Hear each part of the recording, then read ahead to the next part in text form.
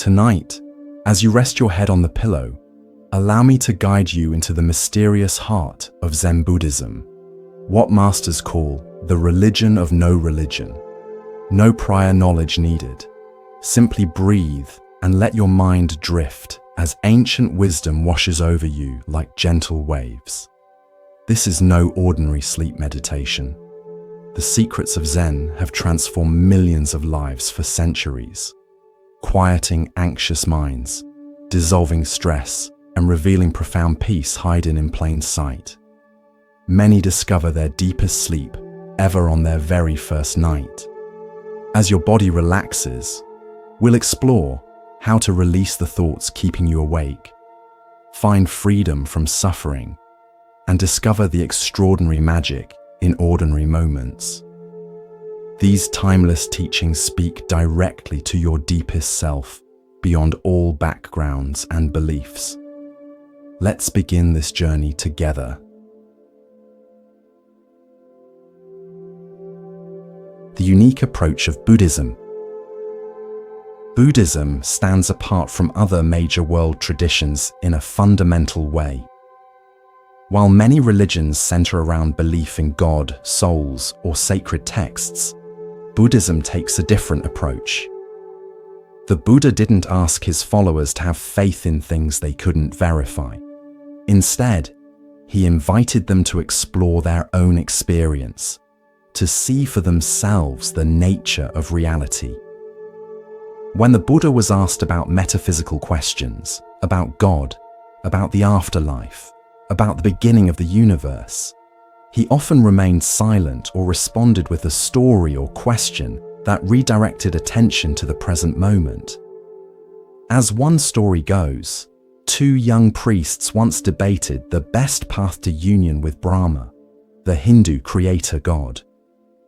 They approached the Buddha for his opinion. He simply asked, "Has anyone, back to the 7th generation of teachers, seen Brahma with their own eyes?"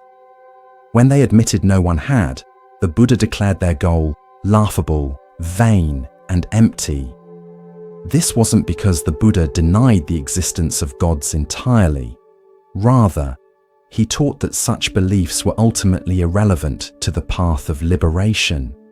Buddhism acknowledges the existence of many gods, or devas, but these beings, while powerful and long-lived, are still subject to death and rebirth. They remain caught in the same cycle of existence as humans, just in more pleasant circumstances. The Buddha taught that even the highest gods, who might think themselves eternal creators, are still bound by impermanence and suffering. One story tells of a monk who ascends through various heavens, asking each level of gods about the ultimate nature of reality. Finally reaching Brahma himself, the monk discovers that even this supreme deity doesn't have the answers, but is too proud to admit his ignorance in front of the other gods. For the Buddha, seeking answers from gods was like asking for directions from someone who is also lost. This is why Buddhism is sometimes called a religion of no religion. It doesn't require belief in a supreme being, yet it offers a profound spiritual path.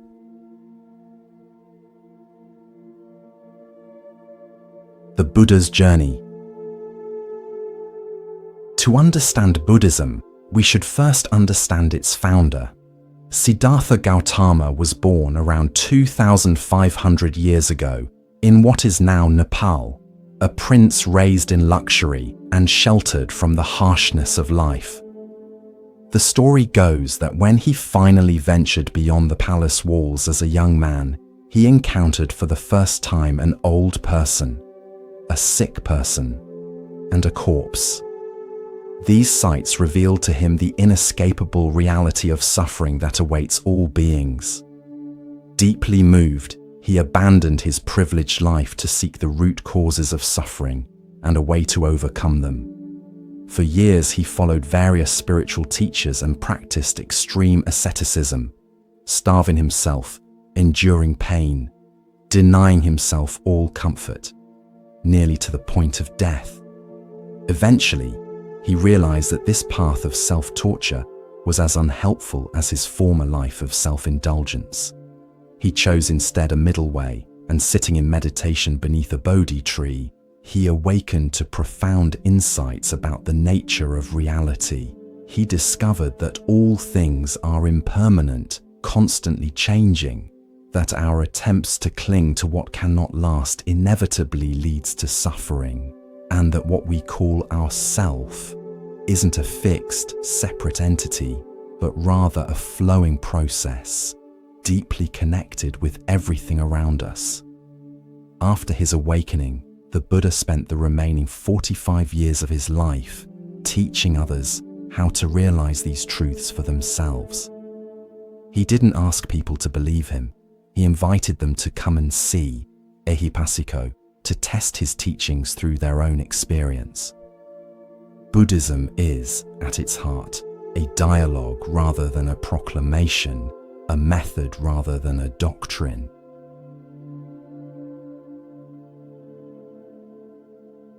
The nature of desire and suffering. At the core of the Buddha's teaching is an understanding of desire and its relationship to suffering. The Buddha observed that we constantly chase after things we want and run away from things we don't want, yet we never find lasting satisfaction. Desire, by its very nature, can never be satisfied, the Buddha taught. No matter what you do, you will not be satisfied. That's the intrinsic nature of desire. We often satisfy the things we dream of, only to immediately start dreaming of something else. The cycle continues endlessly. The Buddha used a powerful metaphor for this. People cling desperately to material things and selfish desires, sacrificing their entire lives for them. They're like children trying to lick honey from a knife blade. The honey might taste sweet for a moment, but they cut their tongues in the process. Look at elderly people who have spent their lives chasing after everything society told them would bring happiness. Many seem covered in invisible scars, their beings made up of wounds and disappointments. When such people die, there's rarely a smile on their face, only the decay of their unfulfilled hopes. But someone who has lived without being deceived by dreams and false desires grows more peaceful and innocent with age. In death, they become even more beautiful than in life.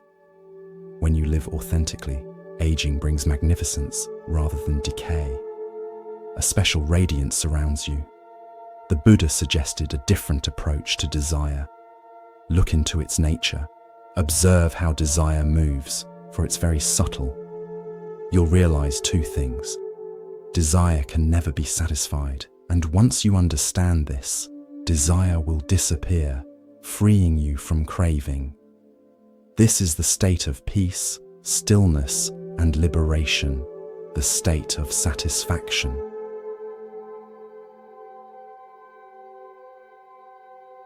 The 6 realms of existence.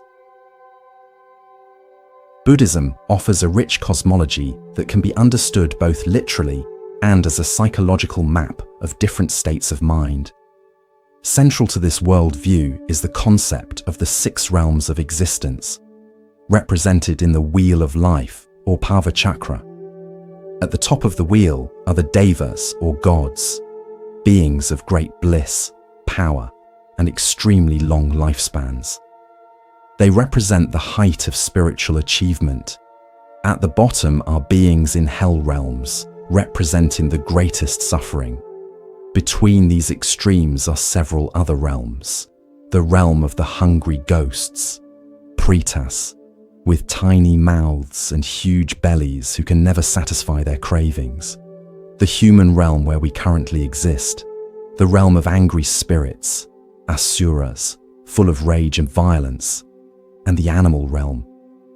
We need not take these realms literally. They can be understood as different states of mind we experience. We enter hell realms when we feel intense suffering. We become like hungry ghosts when we feel constant dissatisfaction. We experience the human realm when we feel balanced and reasonable. We taste the heavenly realms in moments of great joy. We become like angry spirits when filled with rage, and we sink into the animal realm when we act without awareness. The better person you become, the higher you climb toward the heavenly realms. The worse you become, the lower you sink toward the hell realms. But here's the important point. Whatever goes up must eventually come down. You can't keep improving forever. Beyond a certain point, improvement leads to decline, like a knife sharpened too much that begins to wear away. True enlightenment or Buddhahood exists nowhere on this wheel. It is liberation from the wheel itself. By trying to become better and better, you actually bind yourself to the wheel with golden chains. By becoming worse, you bind yourself with iron chains. The Buddha's teaching shows how to break free from all chains completely.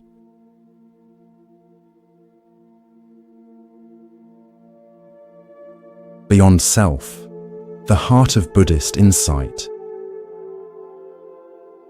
The Buddha taught that one of our most fundamental errors is believing we have a fixed, separate self or soul. This isn't saying that you don't exist, clearly you do, but that you don't exist as a separate, independent entity. The Buddha stated that the concept of self has been misunderstood. You exist, but you don't have a separate self. You exist, but aren't separate from the universe. Separation forms the basis of the self-concept. If I am separate from you, I have a self. If you are separate from me, you have a self. Consider a map showing North and South America. On paper, they appear separate, but beneath the ocean, there's only one Earth. All continents connect. They're one Earth. We appear separate only on the surface. The deeper you go, the more separation fades. When you reach the core of your being, it becomes universal. There is no separate self, no soul. This is Buddhism's most radical and profound teaching. Not only does it say there is no God in the sense of an eternal creator, no heaven as a place of eternal reward, but it also says there is no eternal soul or self. This can be quite challenging, as it leaves us with nothing to cling to. Without a soul, if death is the end, all effort seems meaningless. What's the point of meditation or prayer? But the Buddha's insight is that this very clinging to a permanent self is what causes our suffering in the first place. When we let go of this illusion, we discover a freedom and peace that doesn't depend on the idea of being a separate, permanent entity. This is how our universe truly is, a vast network of mutual interdependence, where everything implies everything else.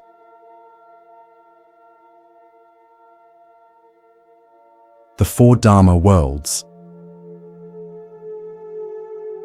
In the Huayan, Keigon in Japanese, school of Buddhism, which forms an intellectual foundation for Zen, there's a concept of the Four Dharma Worlds that helps us understand different levels of reality. The world of Ji, particulars. This is the everyday world of separate things and events that our senses normally perceive. Mountains, rivers, people, buildings, all appearing as distinct entities. The world of Rai, unity. This is the unifying principle behind all particulars. When you truly understand things, you become aware of their relationships to each other and eventually see the unity behind them. It's as if the multiplicity of the world dissolves into oneness. The world of Riji, unity and particulars in harmony. This world recognizes that the universal and the particular are not incompatible.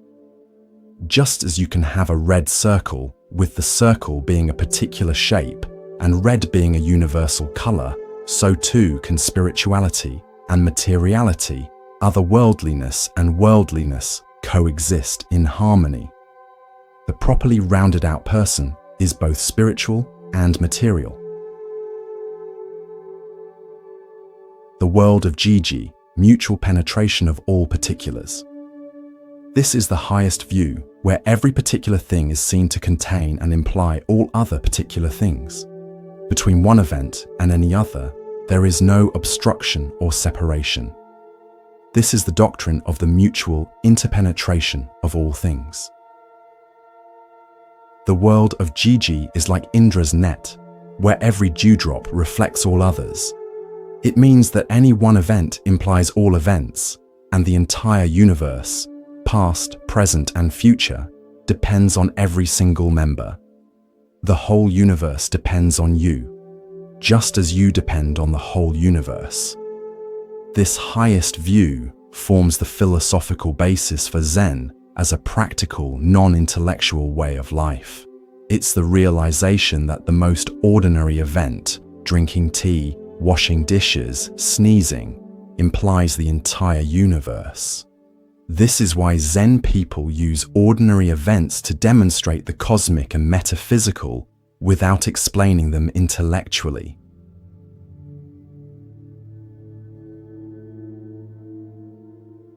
The middle way and dialectical teaching. The Buddha's approach to teaching was dialectical, meaning that rather than simply stating absolute truths, he offered teachings that would counterbalance wherever someone was leaning too far in one direction. When people pursued happiness too single-mindedly, he taught about life's inevitable suffering. When people clung to the idea of a permanent self, he taught that no fixed self exists. But the truth lies in the middle way, neither extreme suffering nor perfect happiness, neither eternal self nor complete non-self. This is why Buddhism is often described as the middle way.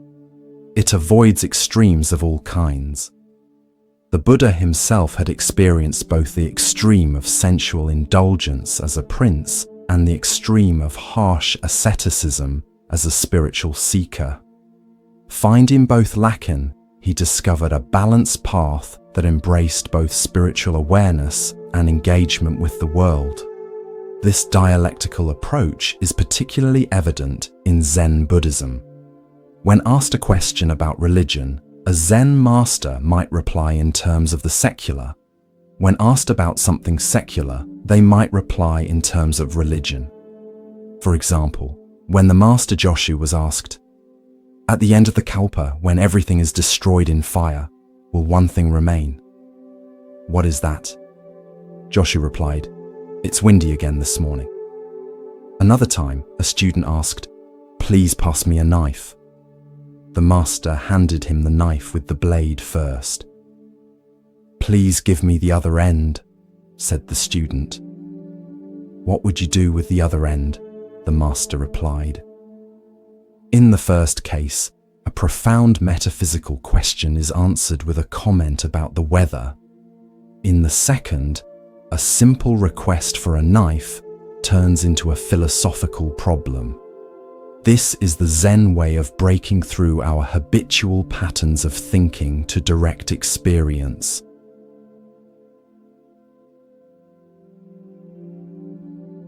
Zen, the direct pointing. Zen Buddhism represents one of the most fascinating expressions of Buddhism, particularly as it developed in Japan. What makes Zen special is its directness and simplicity.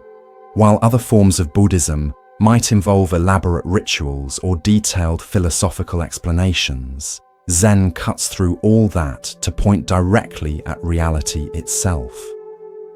Zen began in China around the 6th century, when, according to tradition, an Indian monk named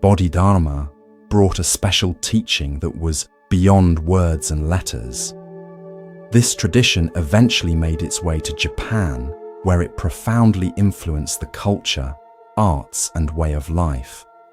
The word Zen comes from the Japanese pronunciation of the Chinese word Chan, which in turn comes from the Sanskrit word dhyana, meaning meditation or absorption. But Zen isn't just about sitting quietly, it's about bringing complete awareness to every aspect of life. A famous Zen saying declares, "Before enlightenment, chop wood and carry water. After enlightenment, chop wood and carry water." What changes isn't the activity, but the quality of awareness we bring to it. Zen teachers use various methods to awaken students from their habitual thinking. One approach involves presenting paradoxical statements or questions called koans, like, "What is the sound of one hand clapping?" Or, "What was your original face before your parents were born?" These questions can't be answered through logical thinking. They're designed to exhaust the rational mind and open the way for direct insight. Another method is zazen, just sitting in meditation, paying attention to breath and posture, letting thoughts and feelings arise and pass without getting caught in them. Unlike meditation practices that focus on achieving special states, Zen meditation is often described as just sitting, being completely present without seeking anything.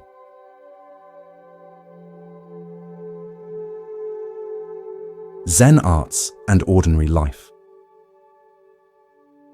One thing that distinguishes Zen from other Buddhist traditions is its artistic expression. Zen has influenced Japanese calligraphy, garden design, flower arrangement, pottery, and tea ceremony. These arts aren't just decorative, but embody Zen principles: simplicity, directness, naturalness, and appreciation of imperfection. The Zen aesthetic often celebrates what's incomplete or impermanent.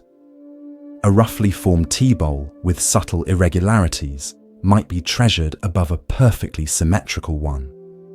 A garden might deliberately incorporate weathered stones and sparse arrangements to suggest the beauty of natural processes. This aesthetic is sometimes called wabi-sabi, finding beauty in imperfection and impermanence. What's striking about this approach is how it finds the profound in the most ordinary activities. Zen doesn't seek special experiences separate from daily life.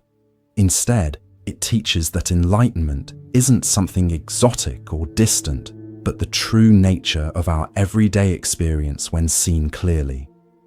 The highest kind of religious or spiritual attainment in Zen has no outward sign that it is religious or spiritual. As one Chinese poem says, "Entering the forest, he does not disturb a blade of grass. Entering the water, he does not make a ripple. There is no sign about him to indicate that he is self-consciously religious." This is why the greatest Zen painting and poetry often has as its subject matter not religious themes at all, but ordinary objects and experiences: pine branches, rocks, bamboos, frogs jumping into ponds. The most famous Zen poem by Basho simply states, "An old pond, a frog jumps in, plop." This poem contains no philosophical statements, yet it perfectly expresses the Zen appreciation for the ordinary moment, fully experienced. The splash is just a splash, nothing more, nothing less, yet when truly heard, it contains everything.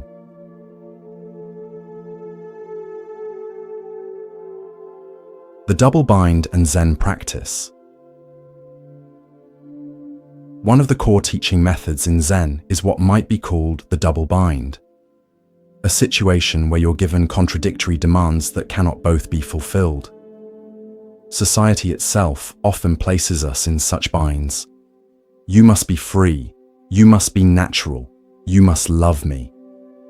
How can one obey a command to be free or natural?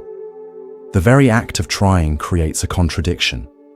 The Zen teacher deliberately places the student in such binds to bring about a breakthrough.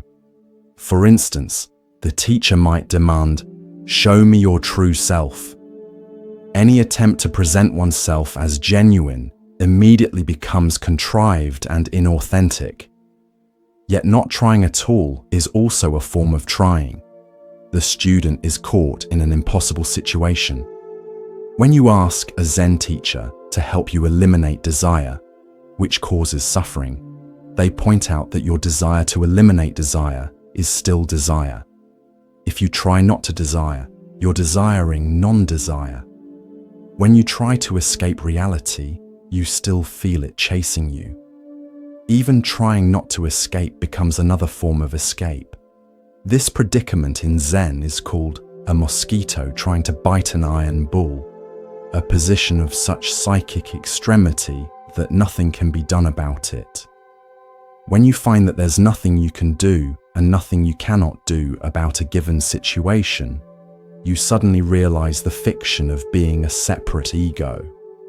It simply doesn't exist except as a figment of the imagination or a social convention.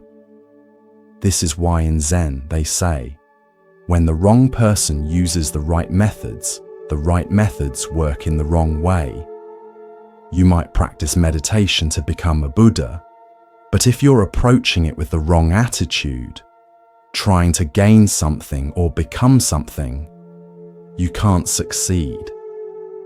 Your selfish intent defeats the very practice meant to free you from selfishness.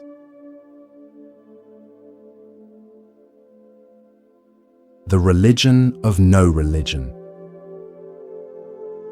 The term religion of no religion captures the paradoxical quality of Zen. It's not that Zen rejects religion entirely, it's that it recognizes both the value and the limitations of religious forms.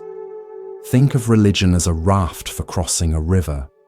When you reach the other shore, you don't carry the raft on your back, you leave it behind.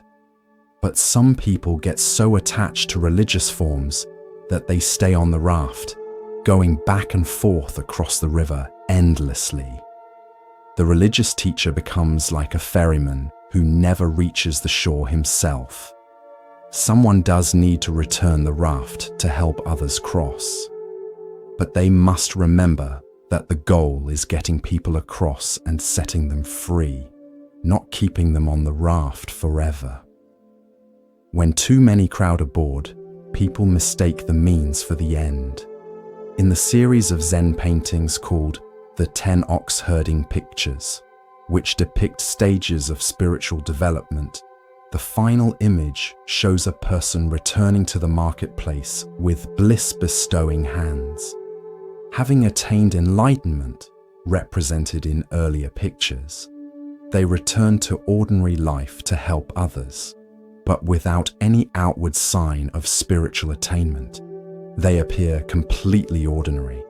This is the Bodhisattva ideal, someone who has awakened but returns to the world of everyday life out of compassion for all beings. As one Zen saying puts it, to return to the source is not the same as never having left. The truly enlightened person doesn't reject the world, but engages with it from a perspective of wisdom and compassion. The Zen master Rinzai once said, "If you meet the Buddha on the road, kill him." This shocking statement points to the danger of turning even the Buddha into an object of attachment. True awakening involves letting go of all concepts and images, even the most sacred ones.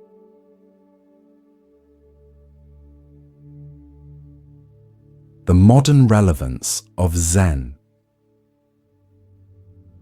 What makes Zen so appealing across cultures is its universality.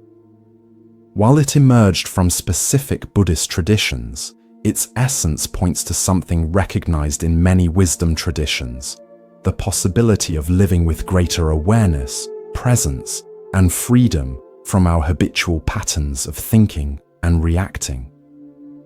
In our hyper-connected, yet often profoundly disconnected world, Zen's emphasis on presence offers a path toward greater wholeness and authenticity. We're rarely present with what's happening right now. Our attention bounces between regrets about the past and worries about the future, while the present moment, the only moment we ever actually experience, slips by unnoticed. A traditional Zen story addresses this directly. A man was running across a field when he encountered a tiger. Fleeing, he came to a cliff and climbed down a vine. Looking up, he saw the tiger waiting. Looking down, he saw another tiger below. Two mice began gnawing at the vine. At that moment, he noticed a wild strawberry growing on the vine. Holding on with one hand, he picked and ate the strawberry with the other. How sweet it tasted. This story isn't about ignoring problems. It's about our capacity to be fully present, even in difficult circumstances. The tigers represent the past and future that often terrify us. The mice symbolize the passing of time. Yet right now, in this very moment, there is a strawberry. The direct, vivid experience of being alive. Can we taste it fully, even while acknowledging our challenges?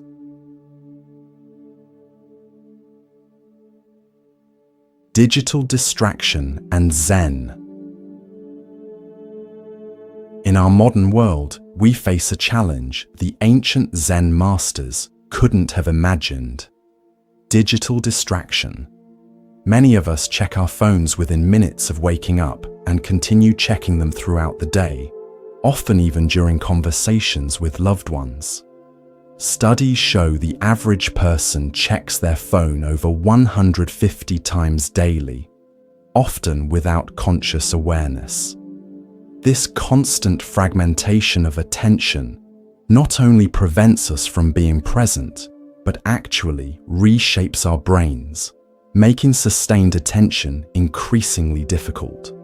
A modern Zen approach might involve noticing the urge to check your phone without immediately acting on it. What drives this compulsion? Is it fear of missing something, boredom, anxiety? By bringing awareness to this habit, we can begin to break its unconscious power. The Zen approach isn't about demonizing technology, but about bringing awareness to automatic habits. Most phone checking is driven not by necessity, but by restlessness or a vague sense that something better might be happening somewhere else. The very opposite of Zen's emphasis on the fullness of the present moment.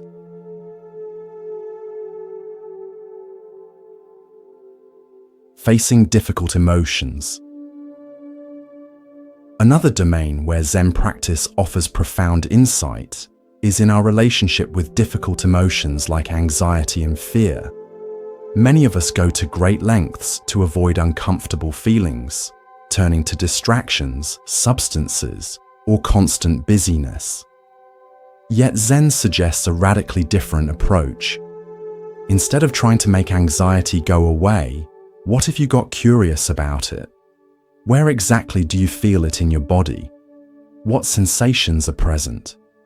Does it stay the same or change from moment to moment?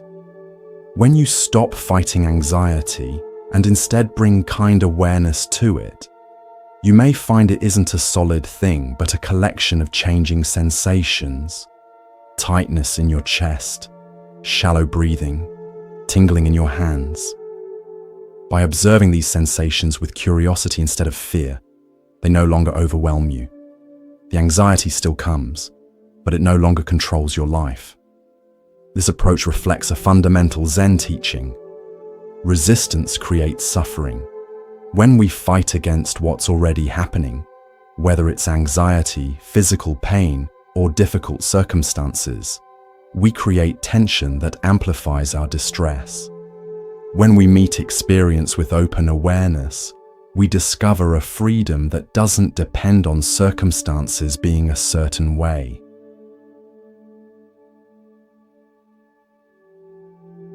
Beyond achievement.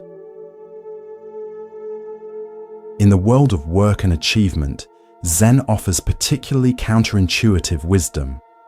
While our culture celebrates ambition and constant self-improvement, Zen suggests that our relentless pursuit of goals often undermines the very satisfaction we're seeking.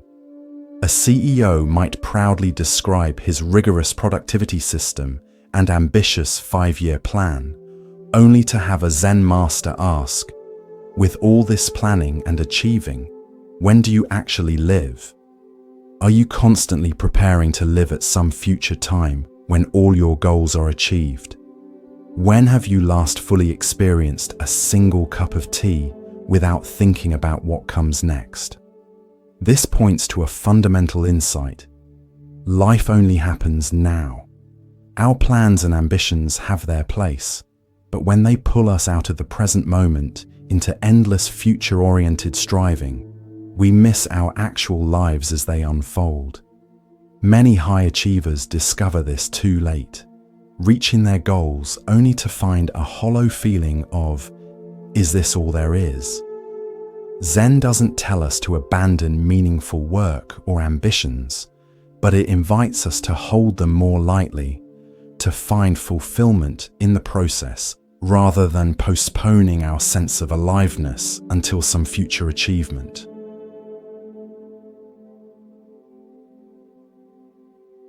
Zen and mortality.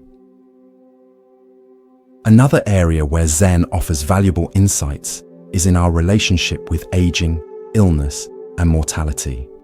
Our culture often treats these natural processes as problems to be solved or enemies to be fought, creating tremendous suffering when we inevitably encounter them.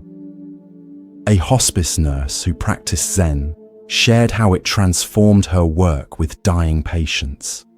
While medical training taught her to see death as a failure to be prevented, Zen taught her to see it as a natural transition that could be approached with awareness and compassion. She recounted sitting with a man in his final hours. Instead of filling the space with nervous chatter or medical procedures, she simply sat in quiet presence, attuned to his breathing. At one point, he opened his eyes and whispered, "Thank you for not being afraid to be here with me." Those words revealed how our fear of mortality often prevents us from being fully present with those who need us most. Zen doesn't offer easy answers about death or eliminate our natural fear of it.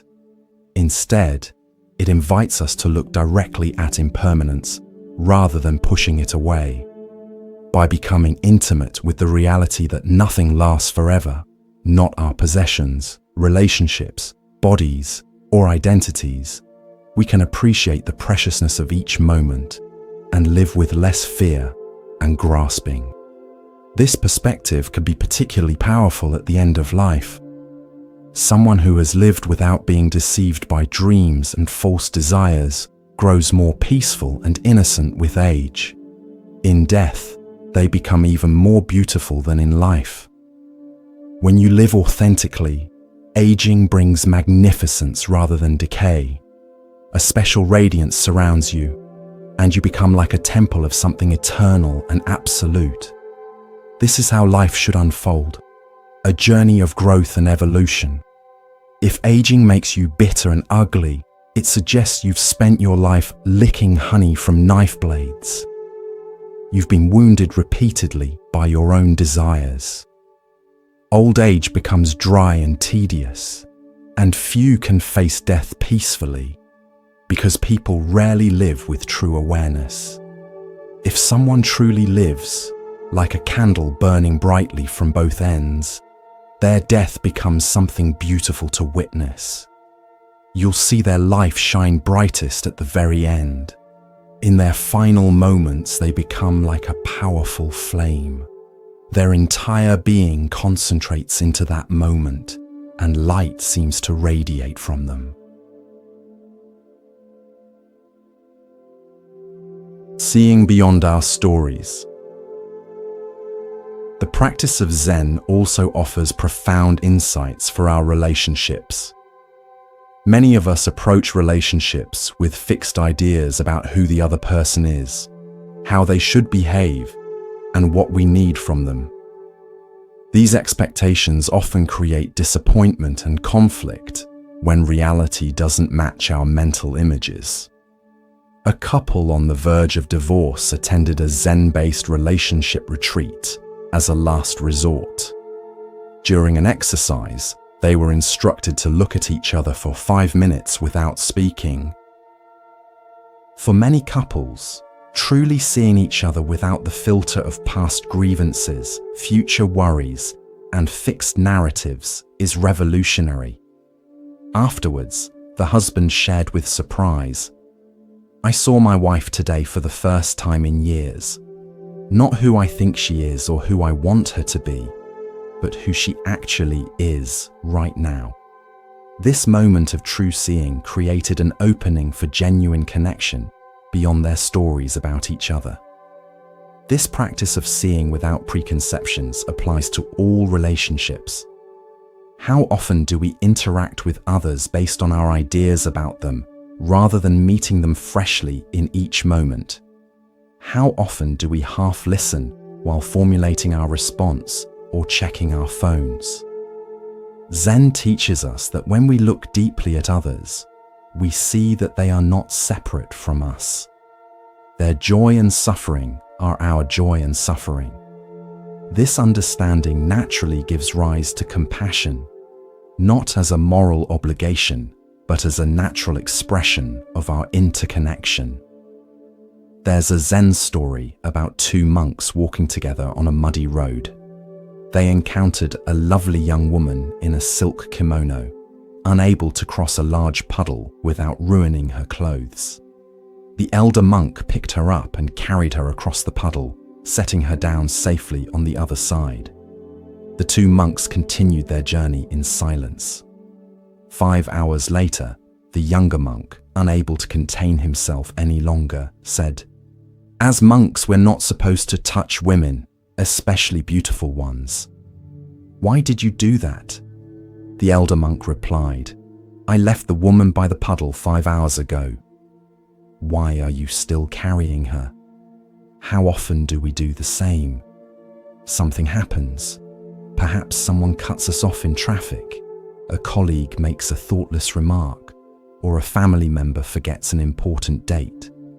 The actual event might last seconds, but we carry it for hours, days, sometimes even years, replaying it in our minds, having imaginary arguments, building elaborate cases for how we've been wronged.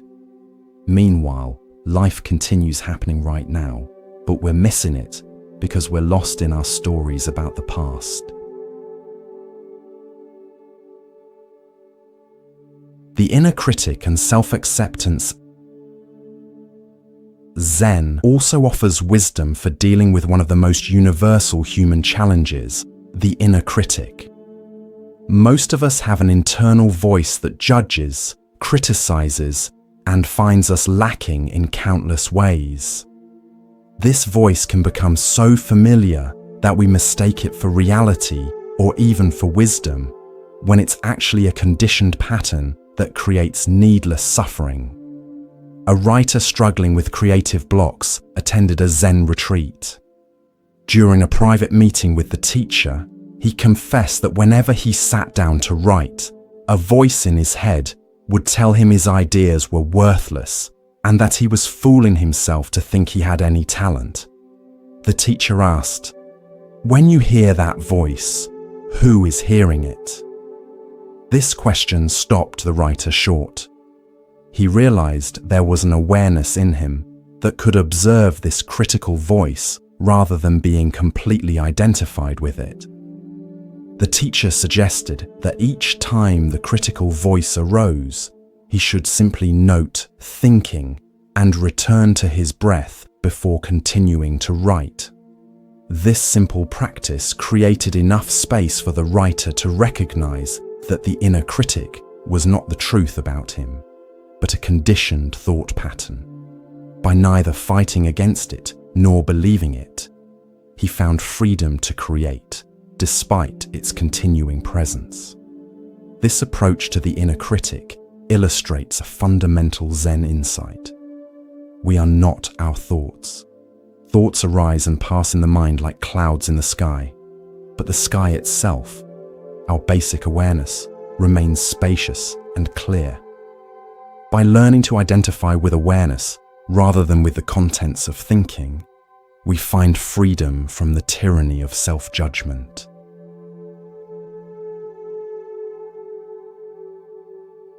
The freedom of simplicity. The wisdom of Zen also applies to how we relate to possessions and consumption. Our culture bombards us with messages that we need more clothes, more gadgets, more experiences, to be happy. Yet many people find that accumulating possessions brings only temporary satisfaction before the craving for more returns. A successful businessman who practiced Zen shared his experience of downsizing from a large house filled with expensive belongings to a simple apartment with only what he truly needed and valued. The process wasn't about ascetic self-denial, but about discovering what truly contributed to his well-being versus what merely cluttered his life and mind. He found that with fewer possessions requiring maintenance, insurance, and mental energy, he experienced greater freedom and clarity. His practice became noticing the impulse to acquire new things and questioning whether they would genuinely enrich his life or simply add complexity and distraction. This approach reflects the Zen aesthetic of simplicity, not as a rigid standard of minimalism, but as a natural expression of knowing what truly matters. When we're not constantly chasing after the next thing, we can appreciate what we already have more fully. Psychologists have observed that people who feel powerless internally often buy expensive things to compensate. If someone feels weak inside, they might want the best car they can find. Their inner strength has faded, so they replace it with something external. They feel powerful when the car speeds down the highway. They become the car. For years, psychologists have noted that people with deep feelings of unworthiness often have the biggest ambitions. Nobody goes into politics unless they're trying to prove something to themselves. Politicians typically feel inferior inside and can't bear it. They need to prove their importance because they don't truly believe in themselves. Whatever you lack on the inside, you try to gather from the outside world. But if you're complete within yourself, you can simply relax in your own peaceful presence. Only then can you truly see your own beauty and know who you really are. The origin and evolution of Zen. To understand Zen more deeply, we should explore its historical origins and how it evolved across different cultures. Zen didn't appear suddenly or in isolation. It emerged from the rich soil of Buddhist thought and practice that had been developing for over 1,000 years. Buddhism originated in India with Siddhartha Gautama, the historical Buddha, around the 5th century BCE. As Buddhism spread across Asia, it naturally adapted to different cultures and environments. By the time it reached China in the 1st century CE, Buddhism had already developed various schools and approaches. The particular form of Buddhism that would eventually become Zen began with the legendary figure of Bodhidharma, an Indian monk who is said to have arrived in China around the 5th century CE. According to tradition, when Bodhidharma met with the Chinese emperor, who proudly listed all the temples he had built and good deeds he had done, Bodhidharma bluntly told him, "No merit whatsoever." This shocking response illustrated the Zen approach, cutting through conventional ideas of religious practice to point directly at the heart of awakening. Bodhidharma is credited with bringing a tradition of direct mind-to-mind transmission outside the scriptures. When asked what he taught, he is said to have replied, "A special transmission outside the scriptures, not founded upon words and letters, directly pointing to the human mind, seeing into one's nature and attaining Buddhahood." In China, this tradition became known as Zen Buddhism. It blended Indian Buddhist teachings with Chinese philosophical traditions, particularly Taoism, which emphasized naturalness, simplicity, and harmony with the flow of nature. This synthesis created a uniquely Chinese form of Buddhism that valued direct experience over theoretical knowledge. Zen Buddhism flourished during the Tang Dynasty, 618 to 907 CE, considered the golden age of Chinese culture. Masters like Huineng, Mazu, Linji, and Zhaozhou developed distinctive teaching styles that employed surprising tactics to break through their students' conceptual thinking. When Zen Buddhism was transmitted to Korea, where it became known as Seon, and later to Japan in the 12th century, where it became known as Zen, each culture added its own flavor to the practice. In Japan particularly, Zen influenced nearly every aspect of culture, from architecture and garden design to pottery, painting, calligraphy, and even everyday activities like serving tea or arranging flowers. Today, Zen has spread worldwide and continues to evolve as it encounters new cultures. While maintaining its essential focus on direct experience, Zen adapts its forms and practices to meet the needs of contemporary practitioners in diverse settings.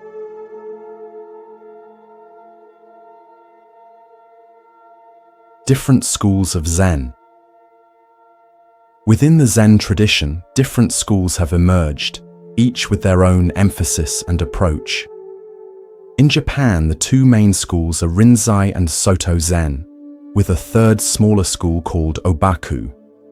Rinzai Zen, founded by the Chinese master Linji, Rinzai in Japanese, emphasizes sudden awakening and makes extensive use of koans, those paradoxical questions or statements designed to break through conceptual thinking. In Rinzai training, the student might sit for years working on a single koan, such as, "What is the sound of one hand clapping?" The breakthrough experience, called Kensho or Satori, is a moment of direct insight into one's true nature. Soto Zen, founded by Dogen in the 13th century, emphasizes just sitting, shikantaza, without any particular goal or technique. While Rinzai often feels more dynamic and confrontational, Soto practice tends to be more gentle and gradual. Dogen taught that meditation is not a means to become enlightened, but rather the expression of enlightenment itself. Practice and enlightenment are one, he insisted. Obaku Zen, the third and smallest school, was introduced to Japan in the 17th century. It incorporated elements of Pure Land Buddhism, including the chanting of the Buddha's name, into Zen practice. Despite these differences, all schools of Zen share the fundamental recognition that awakening is not something to be achieved in the future, but our natural state when we stop obscuring it with our thinking and striving. The role of teachers and lineage. In Zen, the relationship between teacher and student holds a special place. Unlike religious traditions that rely primarily on sacred texts for authority, Zen emphasizes direct transmission from person to person, what's called the warm hand to warm hand transmission. This doesn't mean that Zen rejects scriptures. Zen monasteries have extensive libraries, and monks study Buddhist texts thoroughly. But Zen recognizes that intellectual understanding alone doesn't lead to awakening. Something more immediate is needed, the living presence of someone who embodies the teaching. The traditional Zen lineage claims an unbroken succession of teachers going back to the Buddha himself. The story goes that once while giving a talk, instead of speaking, the Buddha simply held up a flower. Only one disciple, Mahakashyapa, understood and smiled. This flower sermon is considered the first transmission of Zen, a direct pointing beyond words. This emphasis on lineage ensures that Zen remains a living tradition rather than a fossilized set of ideas. Each generation of teachers brings fresh insight while maintaining connection to the root teaching. As one Zen saying puts it, not the same, not different. The Zen teacher's role is not to give answers, but to create conditions where the student can discover their own insight. This often involves frustrating the student's attempts to grasp Zen intellectually, or to use spiritual practice as a way of improving or protecting the ego. A true Zen teacher is like a mirror, reflecting the student back to themselves without distortion. The teacher might appear to be harsh or kind, challenging or supportive, but their fundamental concern is always the student's awakening, not their comfort. Finding an authentic teacher has traditionally been considered essential in Zen. While books and recordings can provide valuable information, they cannot offer the kind of immediate feedback and challenge that comes from working with a living teacher. However, as Zen has spread globally, new forms of practice and teaching have emerged to make the tradition accessible to those who might not have access to traditional teachers. The practice of Zazen. Just sitting at the heart of Zen practice is Zazen, seated meditation. Unlike some forms of meditation that focus on achieving altered states of consciousness or cultivating particular qualities, Zazen is often described simply as just sitting. In Soto Zen particularly, the emphasis is on shikantaza, just sitting, without any technique or goal. You simply take a stable posture, traditionally sitting cross-legged on a cushion with spine erect, hands forming a mudra, ritual gesture, eyes open but gaze lowered, and then you just sit, fully present with whatever arises. This sounds extremely simple, and it is, but it's not easy. Our minds are conditioned to be constantly busy, planning, remembering, fantasizing, worrying. When we first sit in Zazen, we discover just how restless our minds actually are. It can be shocking to realize how rarely we're fully present for our own lives. In Zazen, we don't try to stop thinking or empty the mind. That would just be another form of striving. Instead, we let thoughts come and go without getting caught up in them. When we notice we've been carried away by thinking, we simply return to the direct experience of sitting, the sensation of breathing, the feeling of our body, the sounds around us. Over time, this practice starts to reveal something profound, that we are not our thoughts. There is a spacious awareness that contains thinking, but isn't defined by it. This awareness is always present, but usually overlooked as we're caught up in the content of our experience, rather than the context in which it occurs. The physical posture in Zazen is important. We sit with dignity, embodying the awakened state rather than struggling to attain it. As Zen master Suzuki Roshi famously said, "You are perfect just as you are, and you could use a little improvement." This paradoxical statement captures the essence of Zazen. We practice diligently, while recognizing that what we're seeking is already fully present. Zazen is traditionally practiced in periods of 25 to 45 minutes, often with walking meditation, kinhin, in between. In monasteries, monks might sit for many hours each day.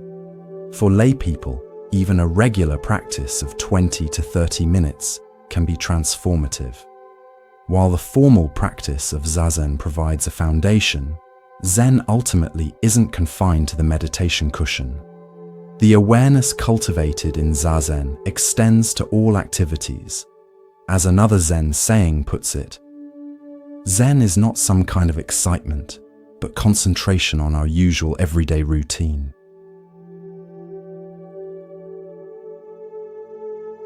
The Zen mindset in daily life. The ultimate aim of Zen practice isn't to have special experiences during meditation, but to bring the qualities of awareness, presence, and compassion into everyday life. This is sometimes called carrying the meditation pillow on your head, taking the qualities cultivated in formal practice into all your activities. One way Zen practitioners work with this is through mindful attention to everyday tasks. Cooking, cleaning, gardening, even using the bathroom, all become opportunities for practice. This isn't about making these activities special or spiritual. It's about being fully present for them, just as they are. There's a famous Zen story about a monk who asked his teacher, "How do you practice Zen?" The teacher replied, "When you're hungry, eat. When you're tired, sleep." The monk responded, "But that's what everyone does." The teacher smiled and said, "No, it isn't. Most people eat while thinking about 100 other things. They sleep while dreaming of 1,000 things. They don't just eat and just sleep." This story highlights the difference between simply performing actions and being fully present for them. Most of us move through our days on autopilot, lost in thoughts about the past or future, rarely experiencing the richness of the present moment. Zen practice invites us to wake up from this trance and discover the aliveness that's available in ordinary experience. This doesn't require changing what we do, just how we do it, with full awareness rather than divided attention. Thich Nhat Hanh, the Vietnamese Zen teacher, developed the concept of mindfulness bells, using everyday cues like a ringing telephone or red traffic light as reminders to return to present moment awareness. Any recurring event in your day can serve this purpose. The ping of a new email, walking through a doorway, or turning on a faucet. Each becomes an invitation to return to the present. This integration of mindfulness into daily activities is particularly important in our modern context, where the pace of life and constant digital distractions make it increasingly difficult to maintain focused attention. By bringing Zen awareness into everyday moments, we create islands of presence in a sea of distraction. Zen and creativity. Zen has had a profound influence on the arts, not just in Japan, but worldwide. The Zen approach to creativity isn't about self-expression in the Western sense. It's about getting the self out of the way to allow something more universal to emerge. In traditional Zen arts like calligraphy, painting, pottery, and flower arrangement, years of technical training are required. But the final step is always letting go of technique to allow spontaneous expression. It's only when the artist disappears that true art emerges. This paradox is captured in the concept of controlled accident. The Zen artist isn't trying to impose their will on the materials, but rather working with their inherent qualities, allowing something unexpected to emerge. A pot isn't forced into shape, but emerges through a conversation between the clay, the potter's hands, and the turning wheel. Zen-influenced arts often celebrate imperfection and transience. A crack in a tea bowl might be highlighted with gold rather than hidden kintsugi. A flower arrangement might include a dying leaf to acknowledge the impermanence of all things. These aesthetic choices reflect core Zen insights about the nature of reality. The influence of Zen on creativity extends far beyond traditional Asian arts. Artists and writers as diverse as John Cage, Agnes Martin, Gary Snyder, and Leonard Cohen have drawn inspiration from Zen. The beat poets of the 1950s were particularly influenced by Zen's emphasis on spontaneity and direct experience. For anyone engaged in creative work, Zen offers valuable insights. The emphasis on process over outcome, on working with rather than against the material, and on allowing rather than forcing, all these can transform our relationship with creativity. Most importantly, Zen reminds us that creativity isn't something we possess, but something we participate in when we get out of our own way.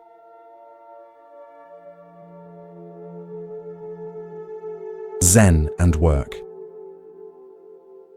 In traditional Zen monasteries, work, samu, is considered an essential part of practice, not separate from meditation. Monks engage in cooking, cleaning, gardening, and maintenance with the same mindful attention they bring to formal meditation. This approach to work offers a stark contrast to modern attitudes that often see work as merely a means to an end, something we endure to earn money for the real living that happens outside working hours. Zen suggests that any activity approached with full awareness can be a vehicle for awakening. The key is to focus on the work itself rather than its results or rewards. When we're fully engaged in a task, giving it our complete attention, something shifts. The boundary between worker and work dissolves, and we enter what psychologists now call a flow state, a condition of optimal experience where we're completely absorbed in what we're doing. Zen master Thich Nhat Hanh suggests using the breath as an anchor while working. Breathing in, I know I am breathing in. Breathing out, I know I am breathing out. This simple practice helps prevent our minds from wandering into worries about the future or ruminations about the past, keeping us grounded in the present moment. Another Zen approach to work involves doing one thing at a time. In a culture that celebrates multitasking, Zen reminds us that our attention is inherently limited. When we try to do multiple things simultaneously, we often do none of them well and deplete our mental resources in the process. By giving our full attention to one task before moving to the next, we not only produce better results, but experience greater satisfaction. The mind becomes more settled, less scattered. We might actually get more done with less effort, simply because we're not wasting energy switching between tasks or recovering from distractions. Perhaps most fundamentally, Zen invites us to reconsider the very purpose of work. Beyond earning a living, work can be a way of contributing to the well-being of all life, of expressing our deepest values, and of developing ourselves as human beings. When work is approached in this spirit, even seemingly mundane tasks become meaningful.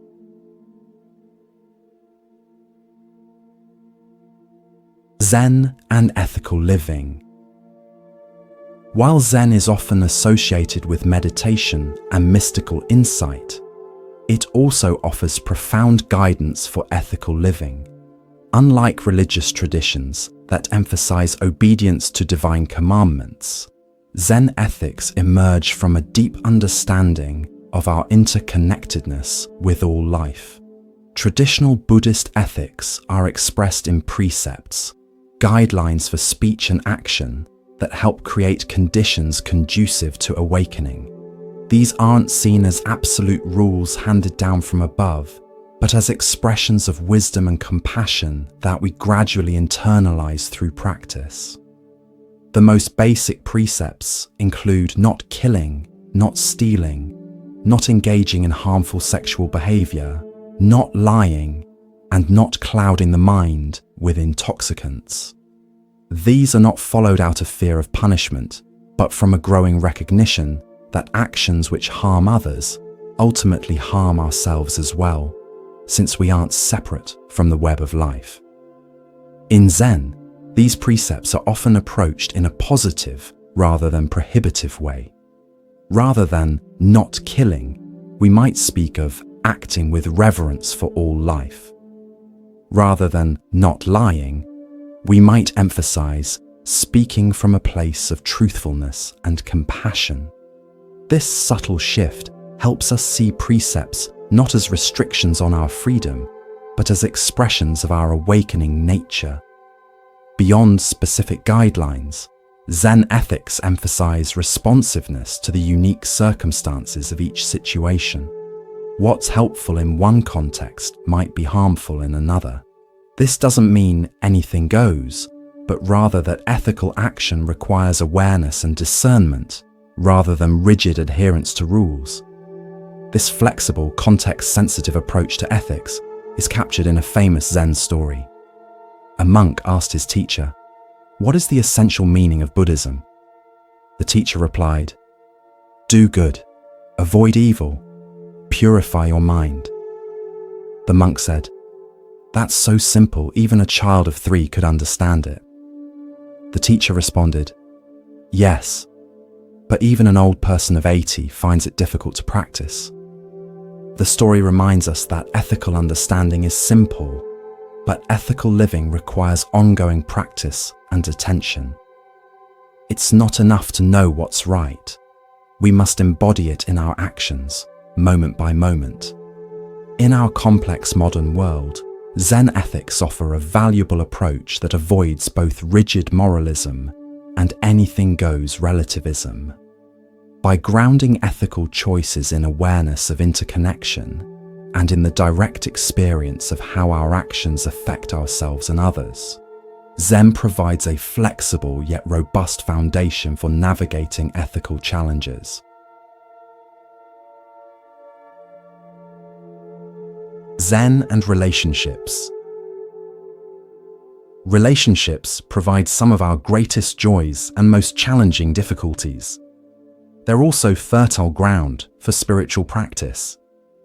Zen offers insights that can transform how we relate to others, whether in intimate partnerships, family relationships, friendships, or community connections.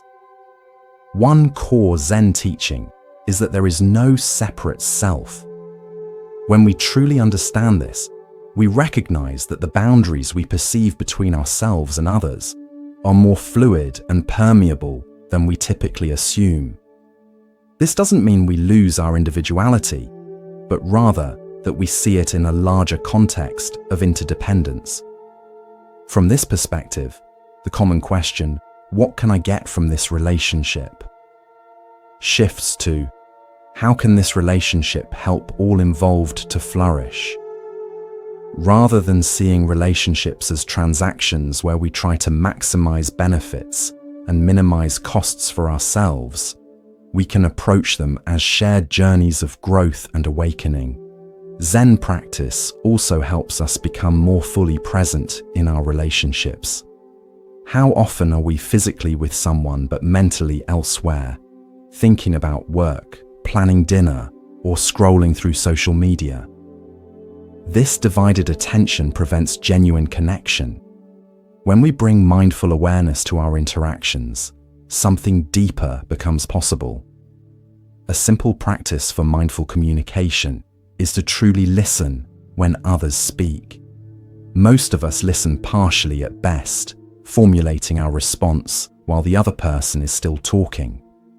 Zen suggests listening completely, giving our full attention to understanding not just the words, but the person speaking them. When we listen in this way, people feel truly seen and heard, which in itself can be deeply healing. Another valuable Zen approach to relationships involves non-attachment to fixed ideas about others. We all have tendency to create mental images of the people in our lives. She's always critical. He never listens.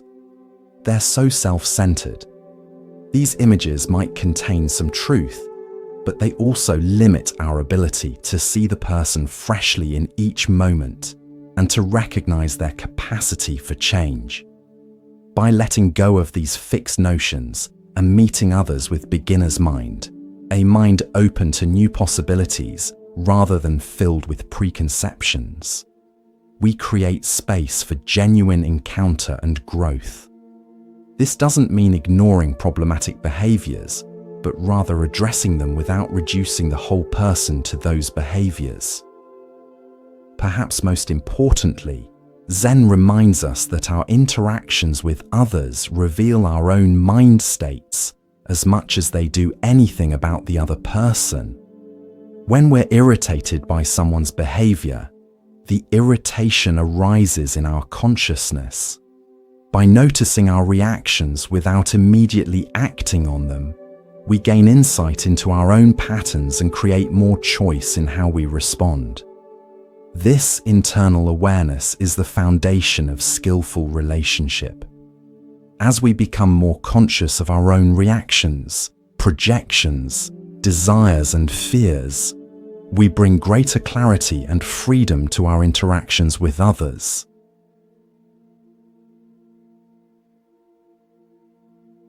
Zen and conflict resolution.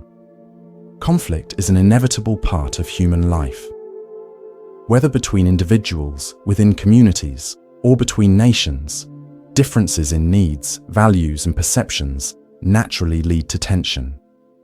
Zen doesn't offer a way to eliminate conflict entirely, but it provides insights that can help us approach it with greater wisdom and compassion. One key Zen insight is that conflict often escalates when we become identified with our positions and see them as extensions of ourselves. A disagreement becomes personal, a threat to our identity or self-worth. From this reactive state, we become defensive or aggressive, and resolution becomes more difficult. Zen practice helps us recognize that our opinions and positions, while they may be important, are not who we are. By holding them more lightly, we create space for genuine dialogue. We can listen to differing viewpoints without feeling personally threatened, and we can advocate for our own perspective without needing to win at all costs. Another valuable approach is to look beneath positions to the underlying needs and concerns that drive them. Often people with seemingly opposed positions share common values or needs. By focusing on these deeper shared concerns rather than surface disagreements, we can find creative solutions that address everyone's essential requirements. Zen also encourages us to be attentive to the physical and emotional sensations that arise during conflict. When we feel threatened, our bodies respond with increased tension, rapid heartbeat, shallow breathing, and other stress responses. By noticing these reactions, without being controlled by them, perhaps taking a few deep breaths, or momentarily shifting attention to physical sensations, we can access more of our intelligence and compassion. The practice of non-judgment is particularly valuable in conflict situations. This doesn't mean abandoning discernment or ethical standards, but rather suspending the automatic categorization of people and actions as good or bad, right or wrong. By staying with the complexity of a situation rather than reducing it to simplistic judgments, we can see more clearly and respond more skillfully. Sometimes the wisest response to conflict is to create space, to pause rather than react immediately. As one Zen saying puts it, when in doubt, don't. A period of reflection, perhaps including meditation or consultation with trusted others, can allow for a more considered response rather than a reactive one. In community conflicts, Zen emphasizes the importance of creating processes where all voices can be heard with respect. This doesn't mean everyone gets what they want, but that everyone feels their perspective has been genuinely considered. When people feel heard, they're often more willing to accept outcomes different from their initial preferences. Perhaps most fundamentally, Zen approaches conflict with a recognition of our shared humanity and interdependence. Even those with whom we strongly disagree are, like us, seeking happiness and trying to avoid suffering. This basic recognition doesn't automatically resolve differences, but it provides a foundation of respect and compassion that makes resolution more possible.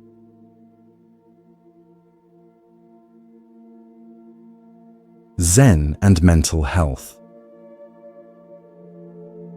The relationship between Zen practice and mental health is complex and nuanced. While Zen isn't a replacement for professional mental health care when needed, its insights and practices can contribute significantly to psychological well-being. At its core, Zen offers a profound understanding of the human mind, how it works, how it creates suffering, and how it can be transformed. Through meditation and mindful attention to daily activities, we learn to observe our thoughts and emotions without being completely identified with them or controlled by them. This capacity for mindful observation creates what psychologists call metacognitive awareness, the ability to observe our own mental processes. This awareness gives us more choice in how we respond to thoughts and emotions rather than reacting to them automatically. For example, when anxiety arises, instead of being completely caught in the anxious thoughts and sensations, we can notice, anxiety is present, and relate to it with some spaciousness. Similarly, when negative self-talk emerges, I'm not good enough, I always mess things up, we can recognize these as thoughts rather than absolute truths about ourselves. Zen practice also helps us develop greater acceptance of difficult experiences. Rather than fighting against uncomfortable emotions or trying to escape them through distraction or substance use, we learn to be with them with kindness and curiosity.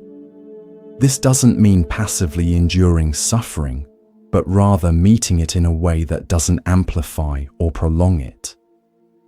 The concept of non-attachment in Zen is particularly valuable for mental health.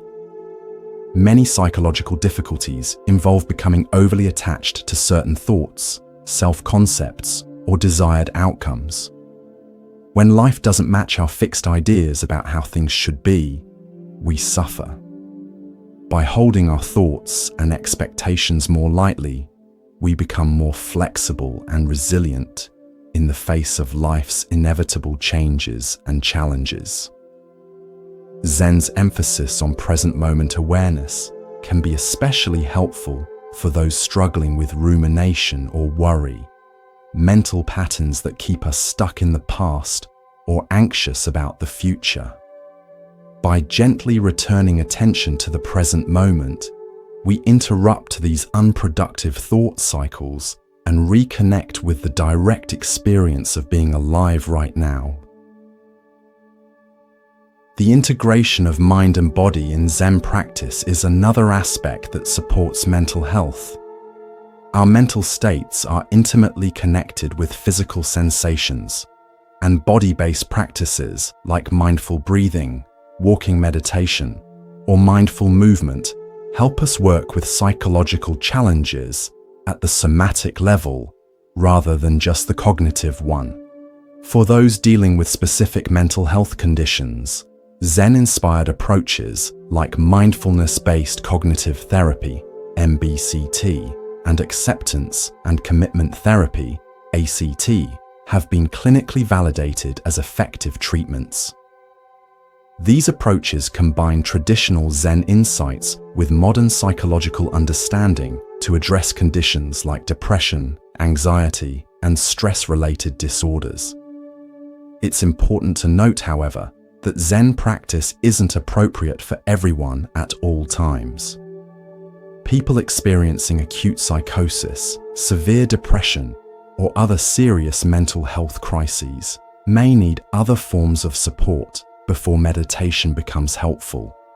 And even for those for whom meditation is generally beneficial, certain difficult emotions or memories may arise during practice that require additional support from a therapist or counselor. The wisest approach is to see Zen practice and professional mental health care not as alternatives, but as complementary resources. Many people find that combining meditation with therapy, and when appropriate, medication, provides the most comprehensive support for psychological well-being.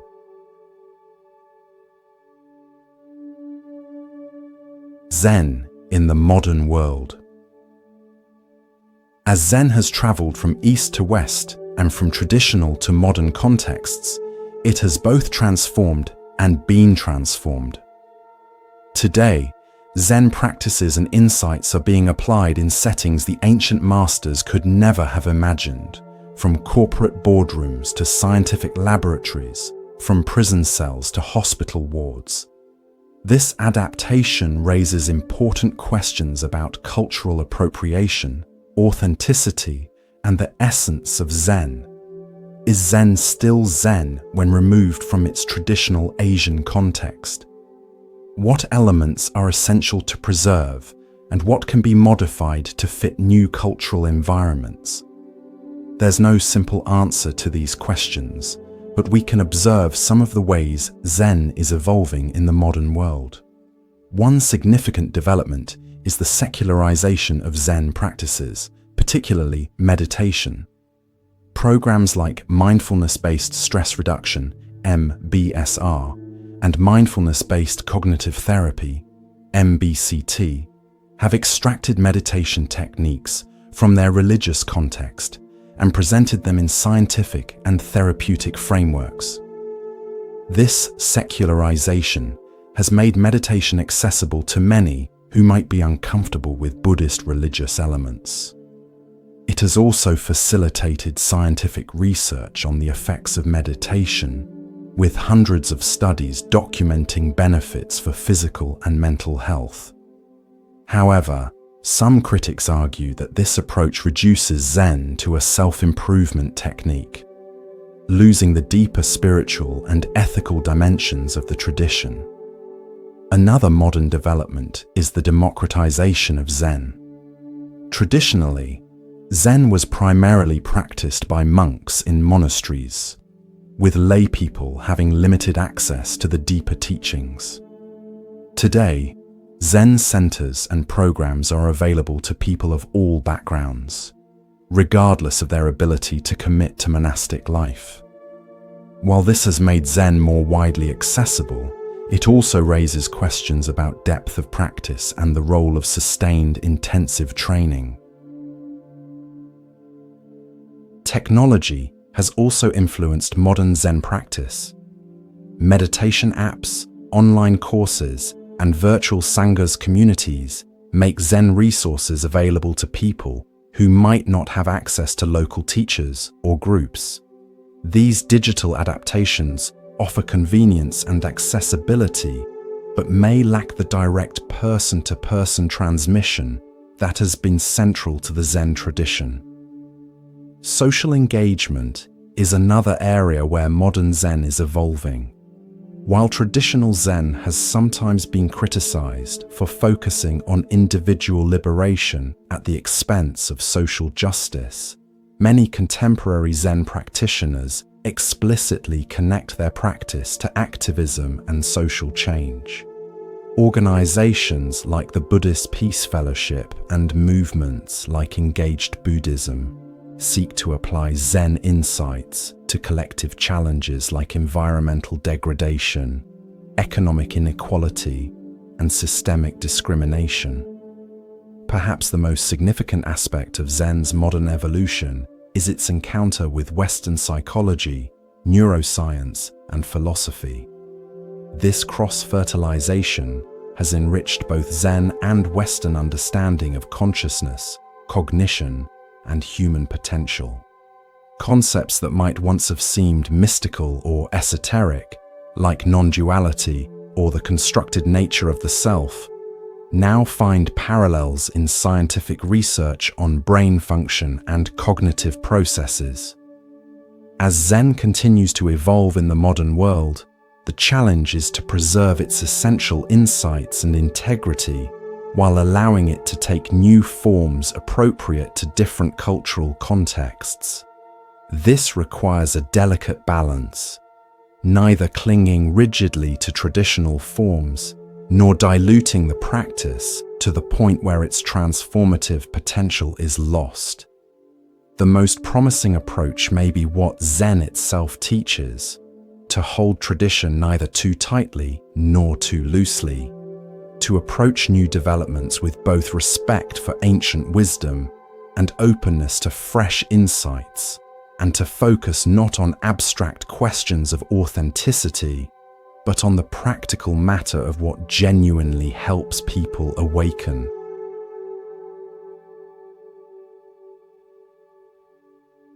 Zen koans, the art of the impossible question.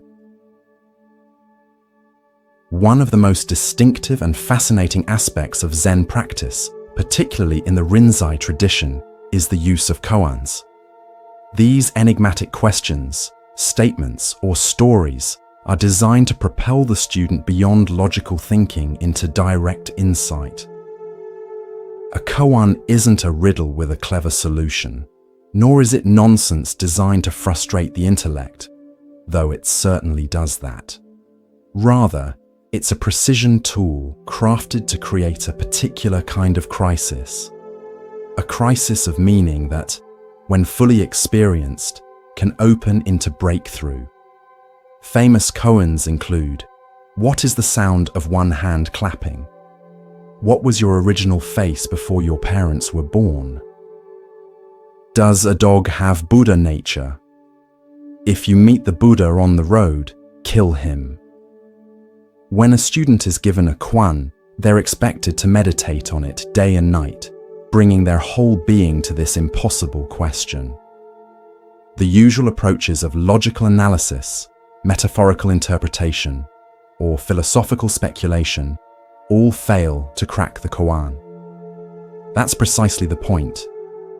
The koan is designed to exhaust all the mind's usual strategies, creating a state of great doubt where one's entire framework of understanding is called into question. In this state of not knowing, something new can emerge, a direct, non-conceptual insight. The Japanese term for this breakthrough is satori, a moment of seeing into one's true nature beyond all concepts and constructions. In traditional Rinzai training, the student regularly meets with the teacher in private interview, dokusan, to present their understanding of the koan. The teacher can immediately discern whether the student has had genuine insight or is still caught in conceptual thinking. No explanation or interpretation, however clever, will satisfy the teacher. Only when the student embodies the truth of the koan, when they become the koan, will the teacher recognize their realization. Once a student resolves one koan, they're given another. In traditional training, a student might work through hundreds of koans over many years, each one addressing different aspects of awakening and its expression in daily life. The koan tradition highlights a key aspect of Zen, that ultimate truth cannot be captured in concepts or conveyed through words. It must be directly experienced. As one Zen saying puts it, don't mistake the finger pointing at the moon for the moon itself. All teachings, including koans, are merely pointers to a reality that transcends language. This doesn't mean that Zen is anti-intellectual or opposed to rational thought. Rather, it recognizes both the value and the limitations of conceptual understanding. Concepts are useful tools for navigating the relative world, but they can never capture the absolute. The koan practice helps us recognize when we're mistaking our conceptual maps for the territory itself. In our modern world, where we're constantly bombarded with information and explanations, the koan practice offers a radical alternative, an invitation to rest in not knowing, to become comfortable with mystery, and to discover what lies beyond our conceptual constructions of reality.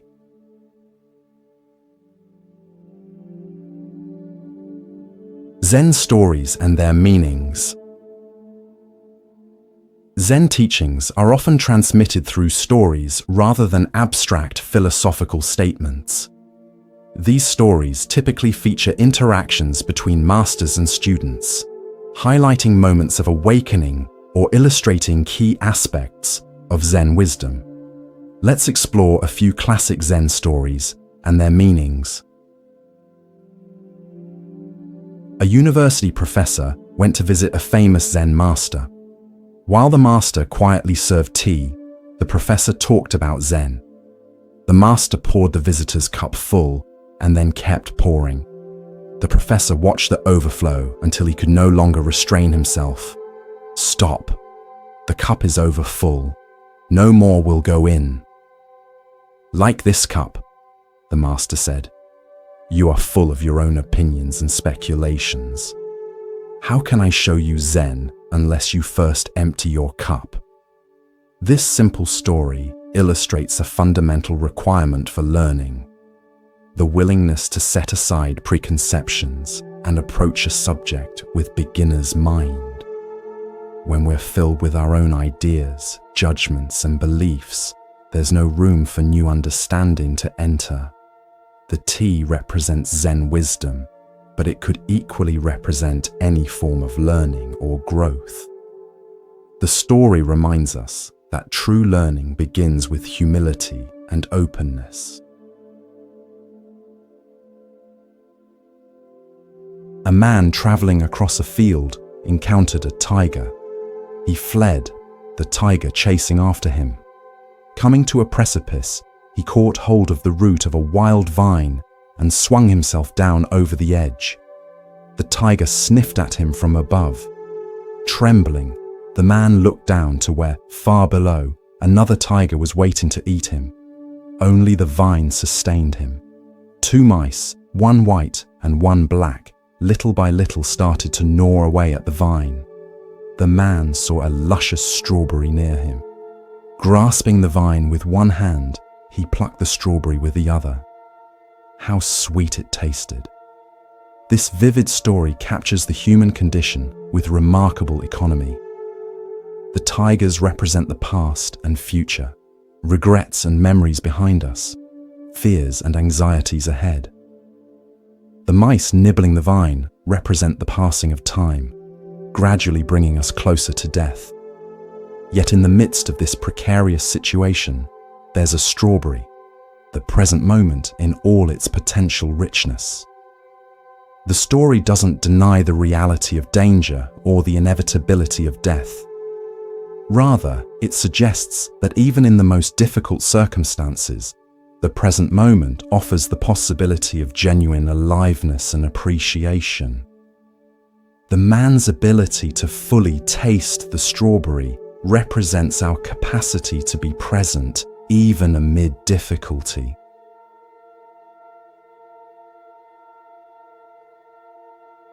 Two monks were arguing about a flag flapping in the wind. One said, "The flag is moving." The other said, "The wind is moving." The sixth patriarch, Neng, happened to be passing by. He told them, "Not the wind, not the flag, mind is moving."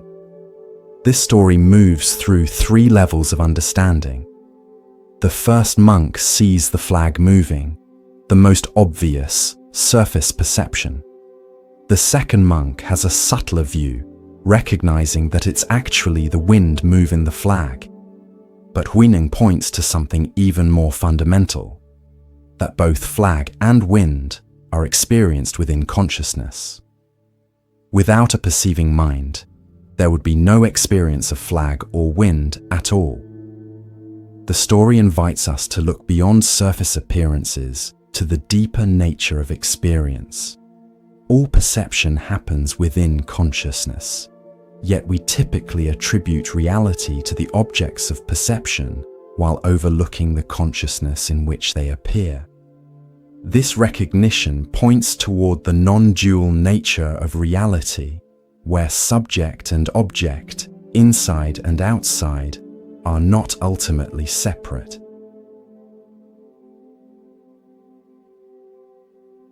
Zuigan called out to himself every day, "Master," and then answered, "Yes, sir." Then he would say, "Be awake, be alert," and respond, "Yes, sir." Don't be deceived by others any day, any time. No, I won't. This humorous story highlights the practice of self-awareness. Zuigan's dialogue with himself represents the practice of mindfulness, the capacity to observe our own thoughts, emotions, and actions rather than being completely identified with them. By calling himself Master and then responding, Zuigan embodies both the aspect of awareness that can observe, the witness, and that which is observed, the contents of consciousness. His self-admonishment to stay awake and not be deceived shows the ongoing nature of practice. It's not a one-time realization, but a continuous process of remembering our true nature.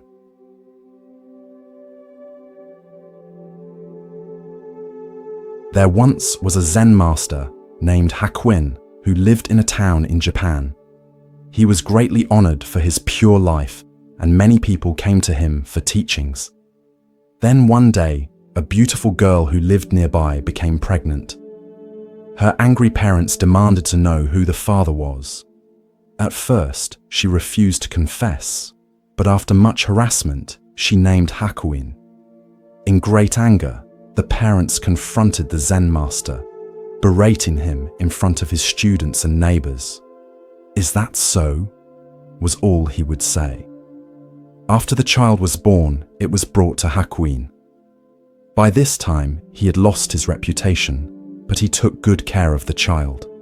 He obtained milk and everything else the little one needed.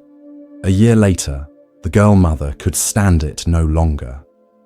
She told her parents the truth, that the real father was a young man who worked in the fish market. The mother and father of the girl at once went to Hakuin to ask his forgiveness, to apologize at length, and to get the child back. Hakuin was willing. As he yielded the child, all he said was, "Is that so?" This powerful story illustrates several key Zen principles. Hakuin's response, "Is that so?" shows a mind free from reactivity, neither defending his reputation nor expressing anger at the false accusation. His willingness to care for the child demonstrates compassion in action, putting the child's needs above concern for his own reputation. The story challenges our normal fixation on being perceived accurately by others and our tendency to defend ourselves against criticism. Hakuin's equanimity in the face of both condemnation and later praise shows a freedom from the 8 worldly winds that typically buffet our emotional state: praise and blame, gain and loss, pleasure and pain, fame and disrepute.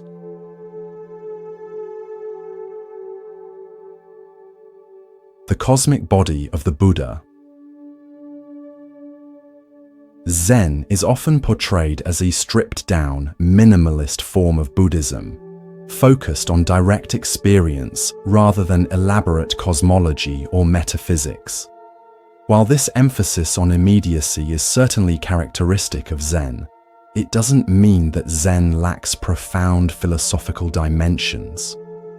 One of the most important philosophical foundations of Zen is the concept of the Dharmakaya, often translated as the cosmic body of the Buddha or the body of truth. This refers not to the physical body of the historical Buddha, but to the ultimate nature of reality itself. In Mahayana Buddhism, the Buddha is understood to have three bodies or aspects: Trikaya, Nirmanakaya, the transformation body, the physical, historical Buddha who taught in India, Buddha as human teacher, Sambhogakaya, the body of mutual enjoyment, Buddha as experienced in visions, dreams, and meditation, a more subtle manifestation, Dharmakaya, the truth body, the ultimate reality or Buddha nature that is the true nature of all things, formless, timeless, and beyond all conceptualization. The Dharmakaya is not separate from the world of form, but is its very essence. It's like the ocean in relation to waves. Each wave, phenomenon, is a temporary expression of the underlying ocean, Dharmakaya. This understanding of the Dharmakaya relates closely to the teaching of emptiness, sunyata, and dependent origination, pratitya samutpada. Everything that exists does so interdependently, without any fixed, independent essence. This emptiness of separate self-nature is not a vacuum or nihilistic void, but rather the infinite potential from which all forms arise. Zen poetry, painting, and other arts often attempt to evoke this understanding of the Dharmakaya. The empty space in a painting, the silence between notes in music, or the pause in a poem might point toward this formless reality that paradoxically gives rise to all forms. In everyday Zen practice, the Dharmakaya is not something to be sought outside of ordinary experience.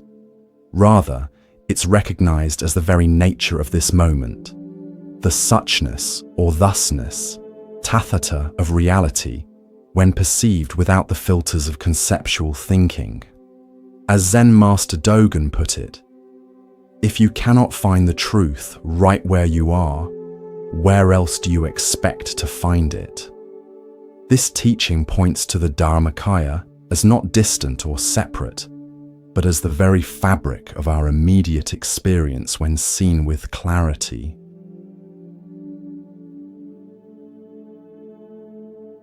The cosmic game of hide and seek.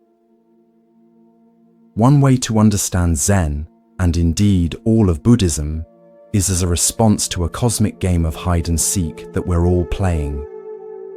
This game begins with our true nature, Buddha nature or Dharmakaya, hiding from itself by pretending to be separate individuals with limited awareness. In this game, the infinite, boundless consciousness that is our true nature pretends to forget itself. It takes on the disguise of being a separate entity, a person with a name, history, personality, and concerns, located inside a physical body and separate from the rest of the universe. This disguise or masquerade is so convincing that we completely forget it's a game. We believe with absolute conviction that we are indeed these separate entities, and this belief becomes the foundation for all our suffering. From the sense of being a separate self comes fear, desire, competition, loneliness, and all the other forms of psychological pain that humans experience. The Buddha's awakening was simply the recognition of this game for what it is. He saw through the disguise and remembered his true nature, not as a separate individual named Siddhartha, but as the boundless awareness in which all experience arises. This realization didn't make him less human. Rather, it allowed him to live his humanity more fully, without the constrictions and suffering that come from mistaken identity. Zen practice is essentially about seeing through this cosmic masquerade. Through meditation, koans, mindful living, and other practices, we gradually, or sometimes suddenly, recognize our true nature. We discover that what we've been seeking, peace, wholeness, freedom, is what we actually are when we stop pretending to be something less. This insight is often described as waking up, as if from a dream in which we were playing a limited character. The awakening doesn't destroy the character. We still have personalities, bodies, preferences, and relationships. But we no longer mistake the character for our fundamental identity. We can play our human role with more freedom, creativity, and compassion because we're no longer trapped in it. In this light, enlightenment is not the achievement of some special state or the acquisition of supernatural powers. It's simply the recognition of what has always been the case, that our true nature is not a separate entity, but the boundless awareness in which all experience appears. As the Zen saying goes, before enlightenment, chop wood and carry water.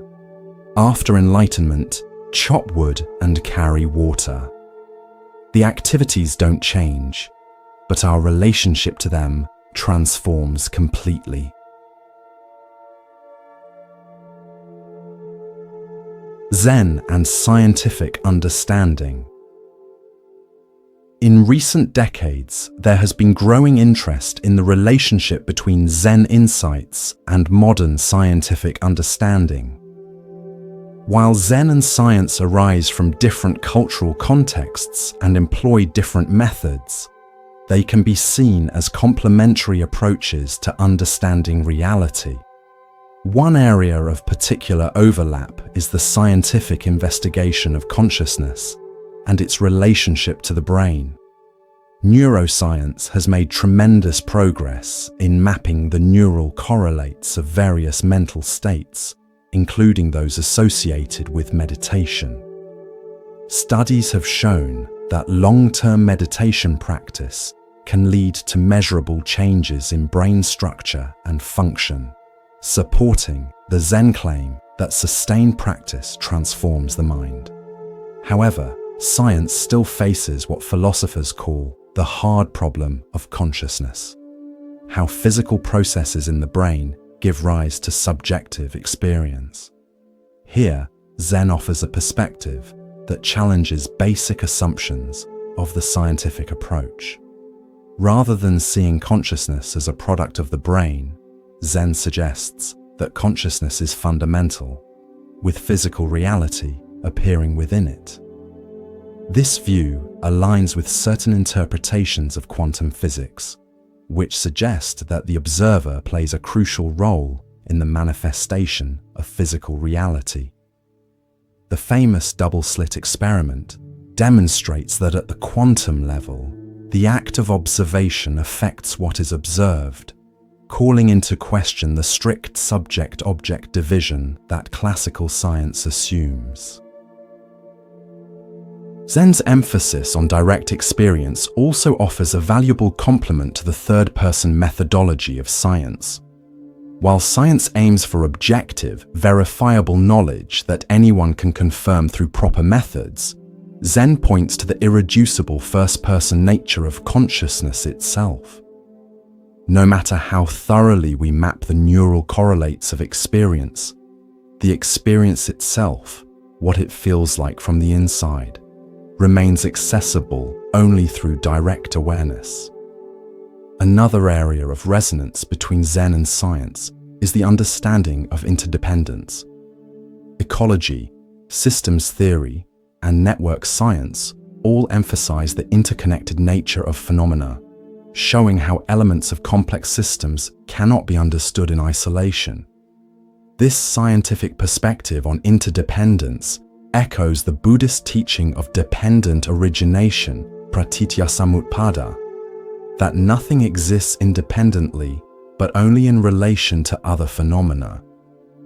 Climate science, in particular, has made painfully clear how human activities affect the entire planetary system, underscoring our embeddedness in the web of life. This scientific understanding of ecological interdependence provides empirical support for the Zen intuition of non-separation from nature. The dialogue between Zen and science can benefit both traditions. For Zen, engagement with science can help to distinguish between genuine insights and cultural accretions or superstitions that may have become attached to the tradition over centuries. For science, Zen offers a rigorous first-person methodology for investigating consciousness and a perspective that questions hidden assumptions about the nature of observation and reality. Rather than seeing Zen and science as competing accounts of reality, we might view them as different facets of human inquiry, each illuminating aspects of existence that the other might miss.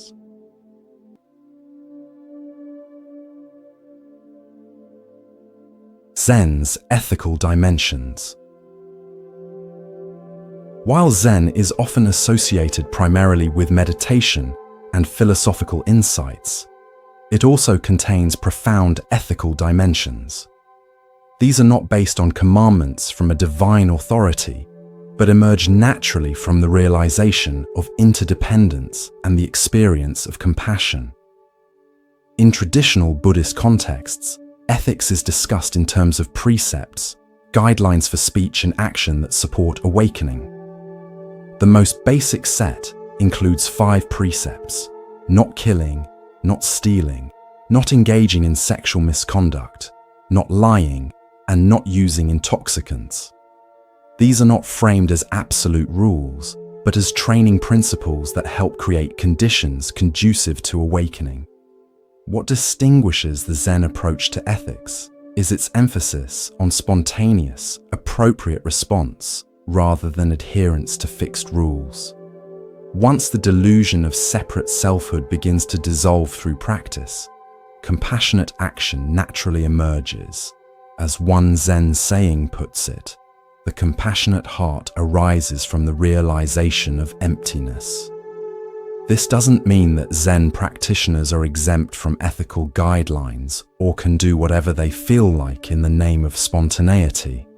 Rather, it suggests that true ethical action comes from deep insight rather than mere conformity to external standards. The precepts are seen not as restrictions imposed from outside, but as expressions of our awakened nature. In his essay, The Zen of Social Action, Robert Aitken Roshi, an influential American Zen teacher, wrote, "The Buddha way is not about developing a social consciousness. It is about revealing the social consciousness that has been there from the very beginning." This perspective challenges both conventional religious morality, which often emphasizes obedience to divine commandments, and secular relativism, which may reduce ethics to personal preference or social convention. Zen suggests that there are objective ethical truths, but they're discovered through direct realization of our interconnected nature rather than through abstract reasoning or appeal to authority. This has practical implications for how we approach ethical questions. Rather than asking, "What rule should I follow in this situation?" a Zen approach might ask, "What action would express clear seeing and compassion in this moment?" This doesn't make ethical decisions simpler. In fact, it often reveals their complexity, but it grounds ethics in direct experience rather than abstract principles. One manifestation of Zen ethics is the Bodhisattva vow, the commitment to work for the liberation of all beings. This vow expresses the recognition that my well-being and yours are not separate, that the suffering of others is not fundamentally different from my own. It's not a matter of sacrificing oneself for others, but of recognizing that the division between self and other is not absolute. In contemporary contexts, Zen ethics has been applied to issues like environmental protection, social justice, peace activism, and economic ethics. Organizations like the Buddhist Peace Fellowship and movements like Engaged Buddhism explicitly connect meditation practice with social action, seeing them not as separate activities, but as different expressions of the same awakened awareness. The Zen approach to ethics doesn't provide simple answers to complex moral questions, but it does offer a perspective that can complement other ethical frameworks. By grounding ethics in direct realization of interconnection rather than abstract principles or divine commands, Zen helps us respond to ethical challenges with both wisdom and compassion.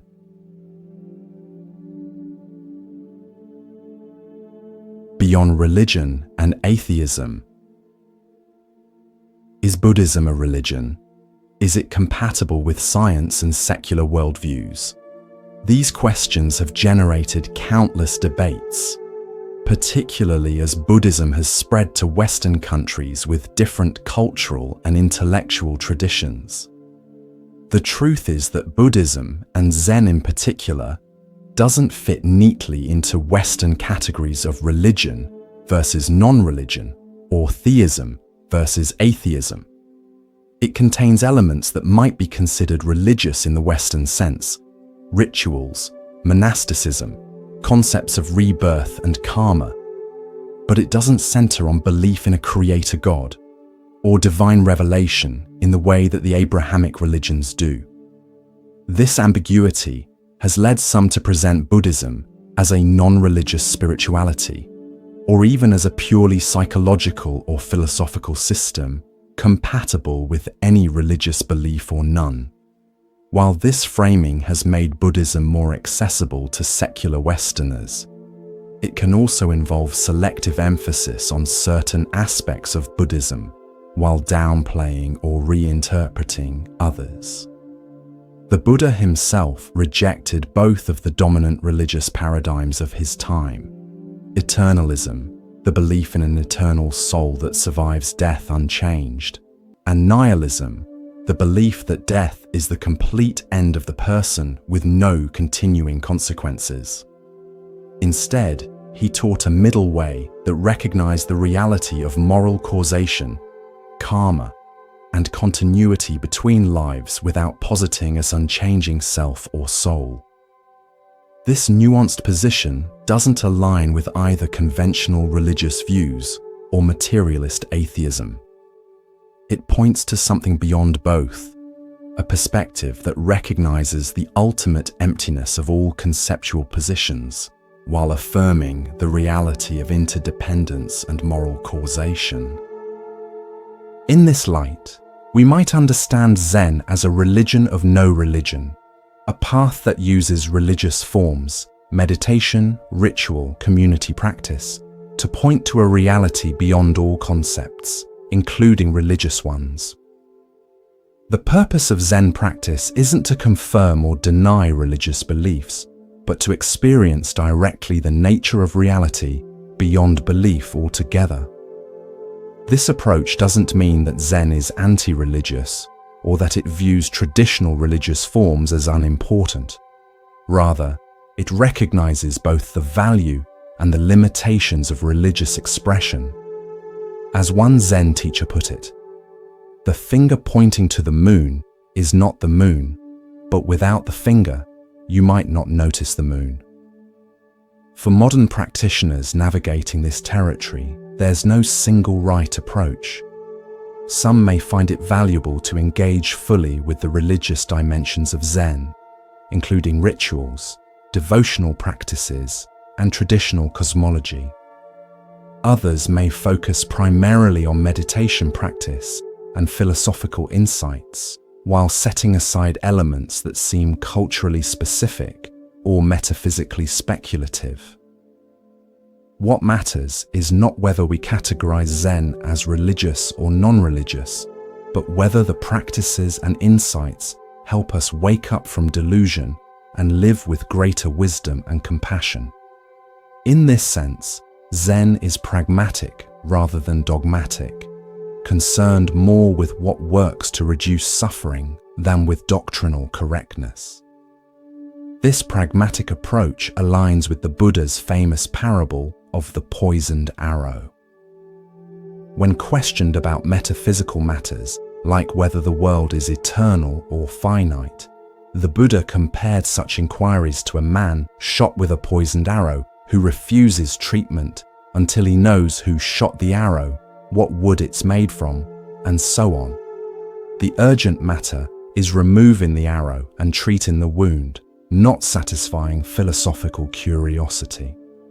In our contemporary context, where religious and secular worldviews often seem locked in conflict, Zen offers a refreshing alternative, neither accepting nor rejecting either position, but pointing to a direct experience that transcends conceptual divisions altogether.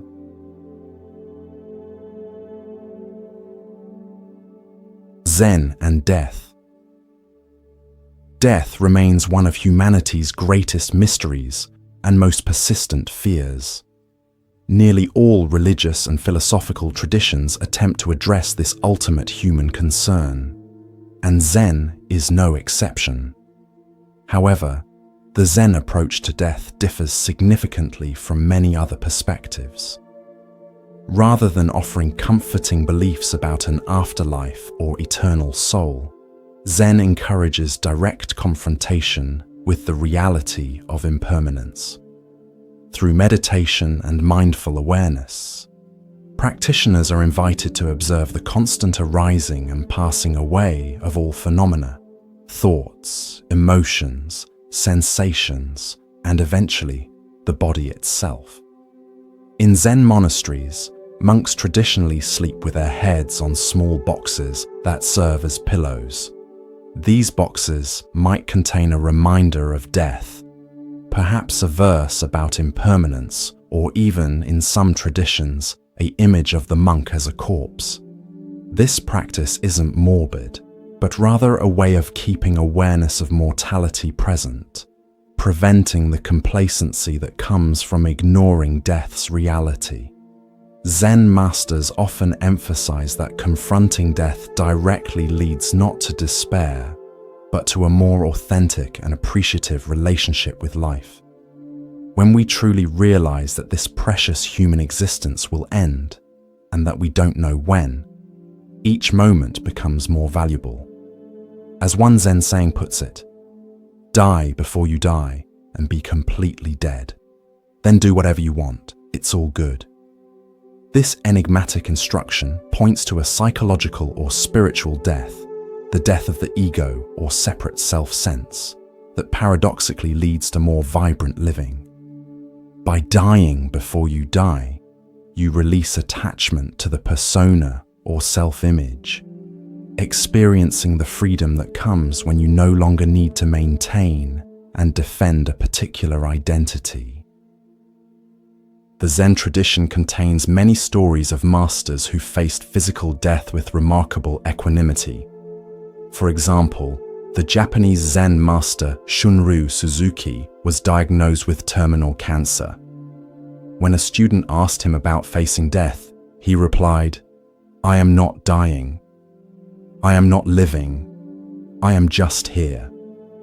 This response reflects the Zen perspective that our true nature transcends the conventional categories of life and death. This doesn't mean that Zen practitioners feel no sadness about dying or losing loved ones. Rather, it suggests that beneath the natural grief, there can be a deeper acceptance based on insight into the nature of existence. As the poet Ryokan wrote after the death of his beloved nephew, "The world of dew is a world of dew, and yet, and yet." These simple lines capture both the recognition of impermanence, the world of dew that vanishes with the morning sun, and the human heart's natural response to loss, the trailing and yet. For those caring for the dying, Zen offers valuable guidance. Rather than turning away from the reality of death or trying to maintain false cheerfulness, Zen encourages simple presence, being fully with the dying person without denial or evasion. This quality of presence can be more comforting than any words of reassurance and allows for authentic connection in life's final chapter. In practical terms, Zen suggests preparing for death, not by accumulating beliefs about what happens afterward, but by letting go of possessions, roles, unfinished business, and ultimately of the notion of being a separate self. This process of releasing attachment doesn't happen all at once, but gradually through consistent practice. Whether or not there is continuity of consciousness after physical death, a question on which various Buddhist traditions hold different views, the Zen approach emphasizes working with the mind in this life. By developing awareness of our true nature beyond the conventional self, we establish a perspective from which death appears not as an absolute end, but as another transformation in the endless dance of form and emptiness.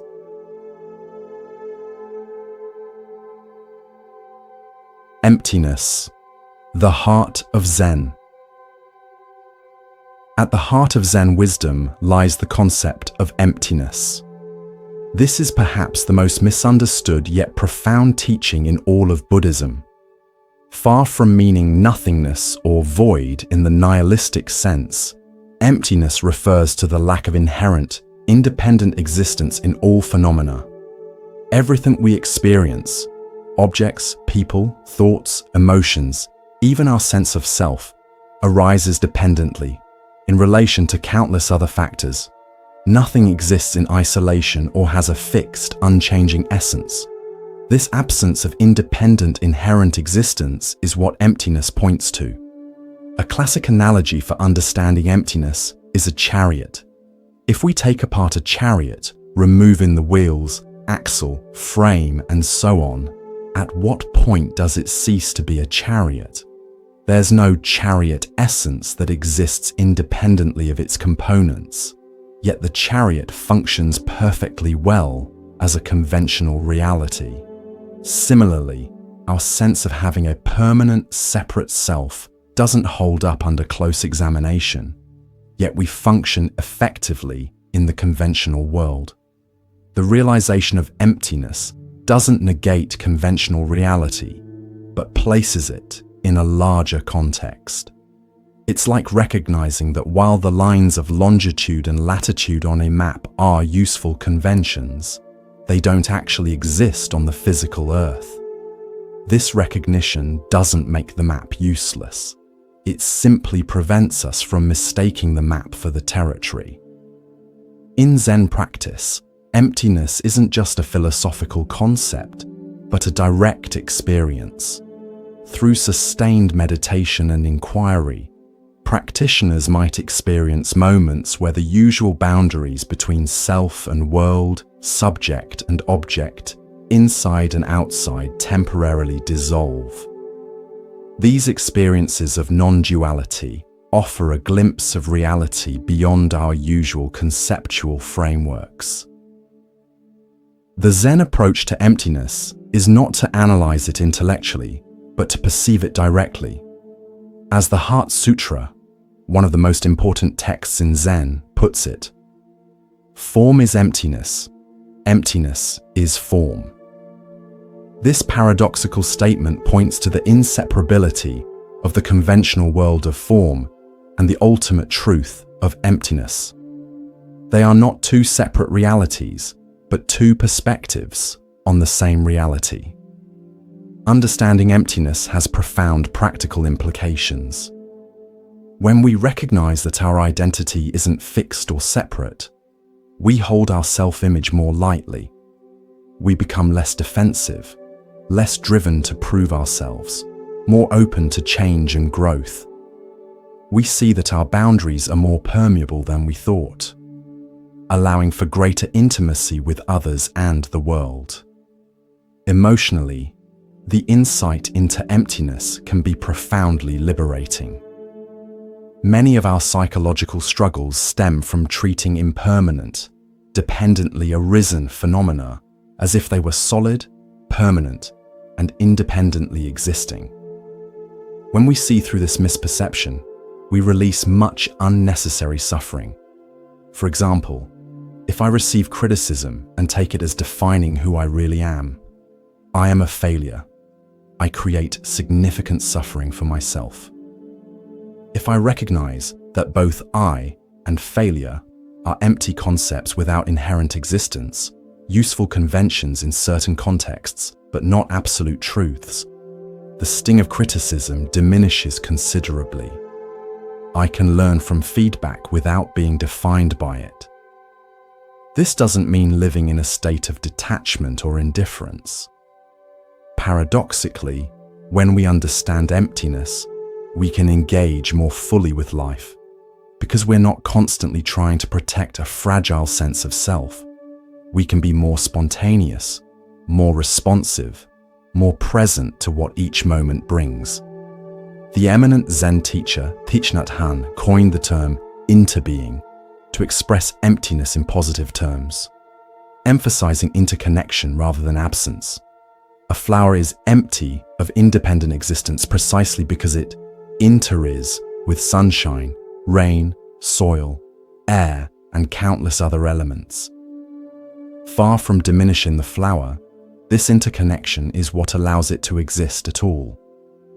Similarly, our own existence is possible only because of innumerable factors, from our parents and ancestors, to the air we breathe, the food we eat, the communities that sustain us, and the entire web of life.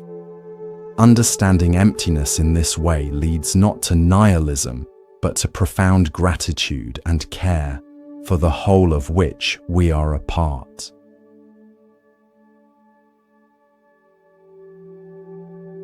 The path of not seeking. One of the most distinctive and paradoxical aspects of Zen is its emphasis on not seeking or non-attainment. While most spiritual paths focus on achieving something, whether enlightenment, salvation, or inner peace, Zen often emphasizes that there's nothing to attain that isn't already present. This creates a fascinating predicament for the Zen student. If enlightenment is already present as our true nature, why practice at all? Yet if we don't practice, we remain caught in delusion. So we practice, but not to get something we lack, rather to uncover what has been present all along. As Zen Master Dogen put it, if you cannot find the truth right where you are, where else do you expect to find it? This statement points to the immediacy of awakening, not as a distant goal to be achieved through years of effort, but as the very nature of this present moment when seen clearly. The Zen approach to this paradox is sometimes called effortless effort, or the action of non-action, Wu Wei in Chinese. It's not about straining to reach a goal, but about allowing our true nature to manifest without interference from our conditioned patterns of thinking and doing. This doesn't mean Zen practice is easy or that no effort is involved. Especially in the beginning stages, considerable effort may be needed to establish a consistent meditation practice, to work with challenging emotions, and to break habitual patterns. But the quality of this effort is different from striving for achievement. It's more like the effort involved in letting go than in grasping. A famous Zen story illustrates this perfectly. A student asked his teacher, "I've been at this monastery for 3 years, but I haven't made any progress. Perhaps I should leave." The teacher asked, "What do you expect to achieve?" The student replied, "I want to become a Buddha." The teacher picked up a tile and began polishing it. When the student asked what he was doing, the teacher said, "I'm polishing this tile to make a mirror." The student protested, "No amount of polishing will turn a tile into a mirror." The teacher replied, "And no amount of practice will turn you into a Buddha, because you already are one." This story highlights the futility of practice motivated by a sense of lack or inadequacy. Such practice only reinforces the illusion of separation that it supposedly aims to overcome. True practice emerges from a different place, not from wanting to become something we're not, but from allowing what we already are to manifest more clearly. Paradoxically, when we drop the agenda of self-improvement or spiritual achievement, genuine transformation becomes possible. As we release the anxious striving of the ego, our innate qualities of wisdom and compassion emerge more naturally. We discover that what we've been seeking has been present all along, like a fish searching for water or a bird looking for air. In practical terms, the path of not seeking involves a fundamental shift in motivation and attention. Rather than practicing to get somewhere or become someone, we practice to be fully present with what is. This shift doesn't happen all at once, but gradually, as we recognize the futility of the seeking mind and taste the freedom of simply being. This perspective doesn't mean abandoning aspirations or efforts toward positive change. Rather, it suggests approaching such efforts from a place of fundamental completeness rather than lack. We act not to fill a hole in ourselves, but as an expression of our already present wholeness. The path of not seeking also involves a radical acceptance of our present experience, whatever it may be. Instead of constantly evaluating our practice in terms of progress or attainment, we meet each moment freshly, without imposing expectations or judgments. This acceptance isn't passive resignation, but a clear-eyed recognition of reality as it is, the necessary starting point for any authentic response. Perhaps most challenging of all, the path of not seeking requires us to let go of the very identity of being a spiritual seeker or practitioner. As long as we think of ourselves as Zen students working toward enlightenment, we subtly reinforce the separate self-sense that practice aims to see through. True practice happens when even the identity of practitioner drops away, leaving just this moment in all its suchness. As one Zen saying puts it, before enlightenment, chop wood and carry water. After enlightenment, chop wood and carry water. The activities don't change, but our relationship to them transforms completely when we stop seeking something beyond this moment and discover the completeness that was never absent.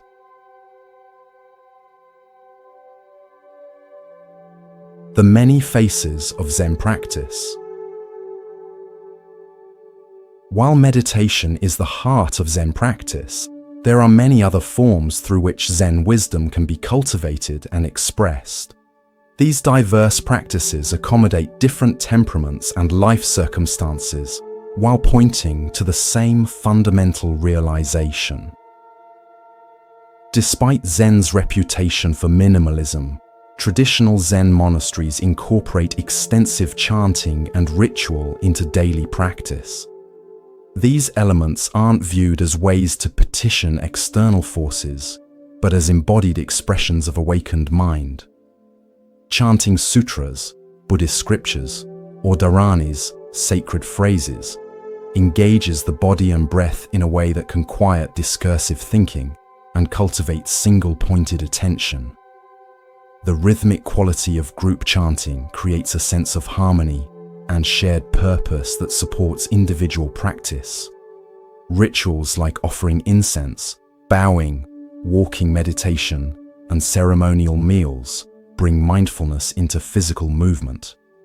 They create a container of form within which we can observe our reactions, resistance, preference, boredom, enthusiasm, and practice meeting each moment with equanimity.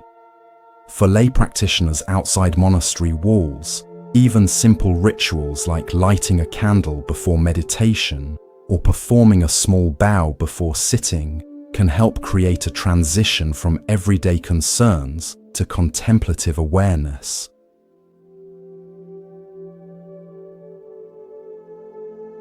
In Zen monasteries, work is not separate from meditation, but an integral part of practice. Whether cooking, cleaning, gardening, or maintaining buildings, each task is approached with the same attentive presence as formal sitting meditation. This integration of work and practice dissolves the artificial boundary between spiritual activities and ordinary life.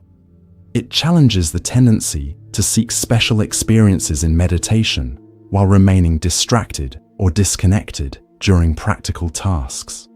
Through work practice, we learn to bring full awareness to activities that might otherwise be done on autopilot. We discover that any activity approached with mindfulness can reveal the same insights as formal meditation.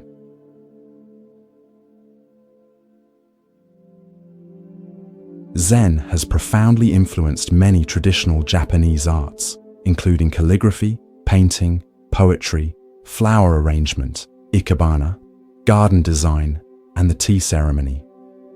These arts aren't considered mere hobbies or aesthetic pursuits, but genuine paths of awakening.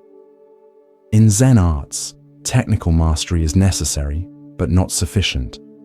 The true aim is to move beyond technique to spontaneous expression that emerges when the separate self momentarily drops away. This is captured in the concept of controlled accident, creating conditions where something unexpected and authentic can emerge. For example, in Zen calligraphy, the practitioner might spend years mastering brush techniques. But the most powerful calligraphy happens when the calligrapher no longer thinks about technique and instead becomes one with the brush, ink, and paper. What emerges reflects not personal expression, but the direct, unmediated movement of life itself. Similarly, the tea ceremony integrates precise forms with natural spontaneity. Every movement and arrangement is carefully considered, yet the ultimate aim is to create an atmosphere where both host and guest can experience the simple wonder of sharing tea together, beyond all separation. While Zen is often associated with sitting still in meditation, various forms of mindful movement can also be powerful vehicles for practice. Traditions like Tai Chi, Qigong, and certain forms of yoga share with Zen an emphasis on present moment awareness, breath coordination, and the unity of body and mind. Even conventional exercise like running, swimming, or hiking can become Zen practice when approached with mindful attention rather than goal-oriented striving. The key is bringing awareness to physical sensations, breath, and the immediate environment while letting go of mental commentary and judgments. For some practitioners, body-centered practices provide a more accessible entry point than seated meditation. This is particularly true for those who experience strong restlessness or anxiety when sitting still, or for whom embodied awareness comes more naturally than abstract contemplation. While Zen emphasizes direct experience over intellectual understanding, the study of Buddhist texts and dialogue with teachers and fellow practitioners play an important role in the tradition. Study provides conceptual maps that can orient practice and help avoid common pitfalls and misunderstandings. In traditional Zen training, students study sutras, Buddha's discourses, shastras, commentaries, and recordings of encounters between Zen masters and their students. This study isn't aimed at accumulating knowledge, but at recognizing pointers to direct experience and clarifying the path of practice. Dialogue with teachers, whether in formal settings like private interviews, dokusan, or in casual conversations, allows for direct interaction with someone who embodies the teaching. The teacher doesn't simply impart information, but creates conditions where the student can experience insight. Group discussion, Dharma discussion provides opportunities to articulate one's understanding, learn from others' perspectives, and recognize common patterns in practice. By hearing how others work with similar challenges, we gain fresh insights into our own experience.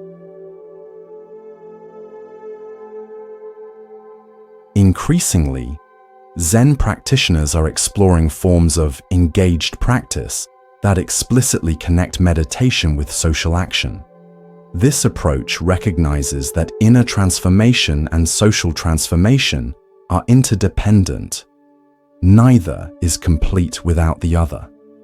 Engaged practice might involve applying Zen principles to activism for environmental protection, social justice, peace, or other causes.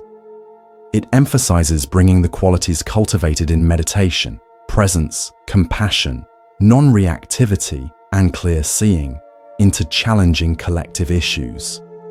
Rather than seeing social engagement as a distraction from real practice, this approach recognizes that how we respond to suffering in the world is a crucial test and expression of our understanding. If meditation doesn't lead to greater compassion and skillful action, something is missing in our practice. The diverse forms of Zen practice reflect the tradition's adaptability and pragmatism. What matters isn't the specific form, but the quality of awareness brought to it. Any activity approached with full presence and openness can become a vehicle for awakening. Common misconceptions about Zen. As Zen has traveled from east to west and entered popular culture, various misconceptions have arisen about its nature and practice. Clarifying these can help newcomers approach Zen with more accurate expectations. Misconception 1. Zen is about emptying the mind. Perhaps the most common misconception is that the goal of Zen meditation is to empty the mind of all thoughts. This leads many beginners to feel frustrated when they can't stop thinking, assuming they're bad at meditation. In reality, Zen practice isn't about suppressing or eliminating thoughts, but about changing our relationship to thinking. We learn to see thoughts as mental events arising and passing in awareness, rather than as absolute truths or commands we must follow. The aim isn't a blank mind, but a spacious awareness that isn't controlled by thought patterns. As Zen teacher Shunryu Suzuki put it, leave your front door and your back door open. Allow your thoughts to come and go. Just don't serve them tea. Misconception 2. Zen is passive or detached. Another common misunderstanding is that Zen cultivates a state of passive detachment or indifference. Critics sometimes characterize Zen as promoting withdrawal from life's challenges and responsibilities. On the contrary, true Zen practice leads to greater engagement with life, not less. By releasing the anxious self-concern that normally constrains us, we become more fully available to whatever the moment requires. Zen masters are typically described as remarkably present, responsive, and alive, the opposite of detached or passive. What Zen does cultivate is non-attachment, which is quite different from detachment. Non-attachment means engaging fully with life without clinging to outcomes or experiences. It's like playing a game wholeheartedly while remembering that it's just a game. Misconception 3. Zen is anti-intellectual. Because Zen emphasizes direct experience over conceptual understanding, it's sometimes portrayed as anti-intellectual or dismissive of critical thinking. This misunderstanding is reinforced by stories of Zen masters responding to questions with seemingly nonsensical answers or physical actions rather than explanations. In truth, Zen doesn't reject intellect, but recognizes both its value and its limitations. Conceptual thinking is a useful tool for navigating the relative world, but it can never capture the absolute. Zen masters might use unconventional methods to point beyond concepts, but this doesn't mean intellectual capacity is irrelevant. Many great Zen teachers were highly educated and intellectually sophisticated. They use their cognitive abilities skillfully while not being limited by conceptual frameworks. As Zen teacher Norman Fisher puts it, thinking is not the problem. The problem is thinking that thinking is all there is. Misconception 4. Zen is mystical or supernatural. Some portrayals of Zen emphasize mysterious experiences, special powers, or supernatural insights. This can create the impression that Zen practice leads to mystical states unavailable to ordinary people. While profound experiences may indeed occur in Zen practice, they're not the point. Zen is fundamentally about waking up to the reality of this moment, not escaping into altered states. It's about seeing the extraordinary in the ordinary rather than seeking something beyond ordinary experience. As the Zen saying goes, the ultimate miracle is not walking on water or through fire. The ultimate miracle is walking on the earth. The most profound realization in Zen is not some exotic experience, but the direct recognition of the wonder of ordinary reality when seen clearly. Misconception 5. Zen is a quick fix. In our instant gratification culture, meditation is sometimes marketed as a quick solution to stress, anxiety, or unhappiness. This creates unrealistic expectations about what Zen practice can offer, especially in the short term. While meditation can indeed provide immediate benefits, like relaxation or temporary calm, the deeper transformations that Zen points to typically unfold gradually through consistent practice over time. There may be moments of sudden insight, but integrating these insights into daily life is usually a longer process. Zen is better understood as a lifelong path of exploration than as a technique for quick results. The question isn't, what will I get from this? But rather, am I willing to show up consistently and engage with whatever arises? Misconception 6. Zen is worship of the Buddha. Some people mistakenly assume that Zen Buddhists worship the Buddha as a god or divine figure. They may be confused by the presence of Buddha statues in Zen centers or the ritualistic elements of Zen practice. In Zen, the Buddha is not viewed as a deity to be worshipped, but as a human being who discovered and exemplified the potential for awakening that exists in all of us. Bowing to Buddha images isn't worship in the Western religious sense, but an expression of gratitude and a recognition of our own Buddha nature. As one Zen saying provocatively puts it, if you meet the Buddha on the road, kill him. This doesn't advocate violence, but warns against turning the Buddha into an object of attachment or worship. The true Buddha isn't the historical figure or any image, but the awakened nature of reality itself. By clarifying these misconceptions, we can approach Zen with more accurate expectations and a clearer understanding of what the practice actually offers. Rather than an escape from life, Zen provides a way to enter more fully into life as it is. Practical guidance for beginners. If you're inspired to explore Zen practice for yourself, here are some practical suggestions for getting started. Start small. Rather than trying to establish an ambitious meditation schedule right away, begin with short, regular periods of practice. Even 5 or 10 minutes of sitting each day is valuable. Consistency matters more than duration, especially in the beginning. Find a time that works with your schedule and make it as routine as brushing your teeth. Many people find that meditating first thing in the morning, before the day's activities begin, helps establish a consistent practice.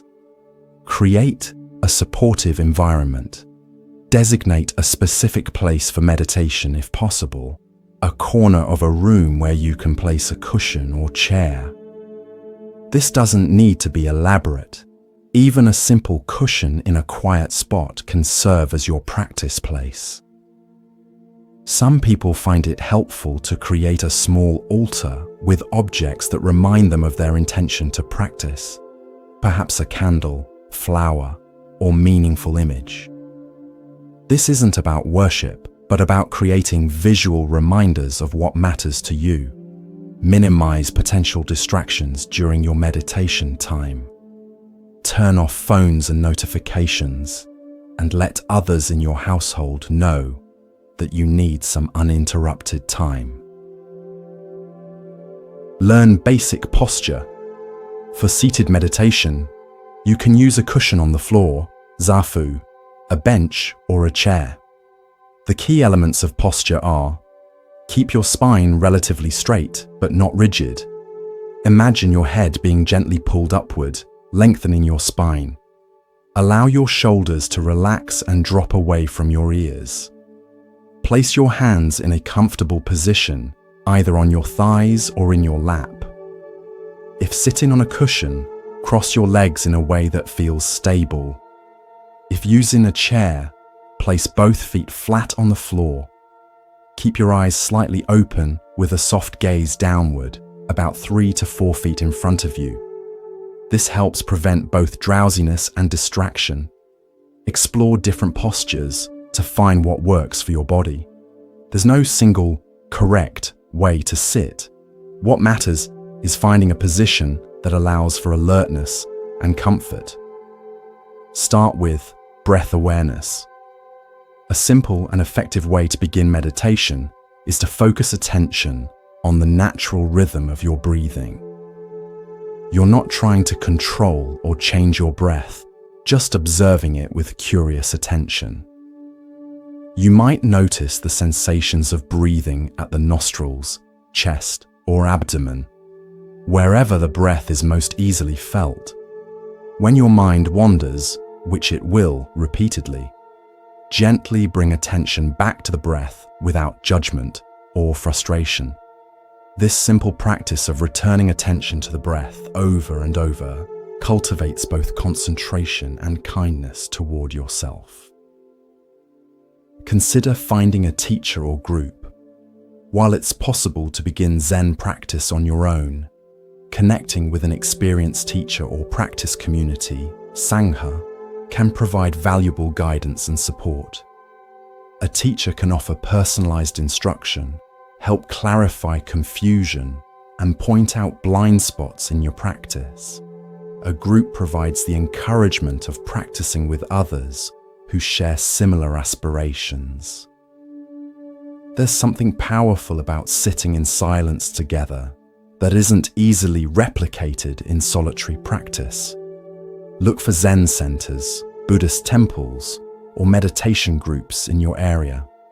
Many now offer online options as well, making it possible to connect with teachers and communities regardless of location. Integrate mindfulness into daily activities beyond formal sitting meditation. Look for opportunities to bring mindful awareness into everyday activities. Choose one routine activity, like washing dishes, brushing teeth, or walking to the car, and practice doing it with full attention. Notice the sensations, movements, and even thoughts that arise during these activities. When you catch yourself on autopilot, gently return to present moment awareness. This integration of mindfulness into daily life helps bridge the gap between formal practice and the rest of your experience. Be patient and kind with yourself. Perhaps the most important advice for beginners is to approach practice with patience and self-compassion. Progress in meditation isn't linear, and you'll inevitably encounter periods of restlessness, boredom, or frustration.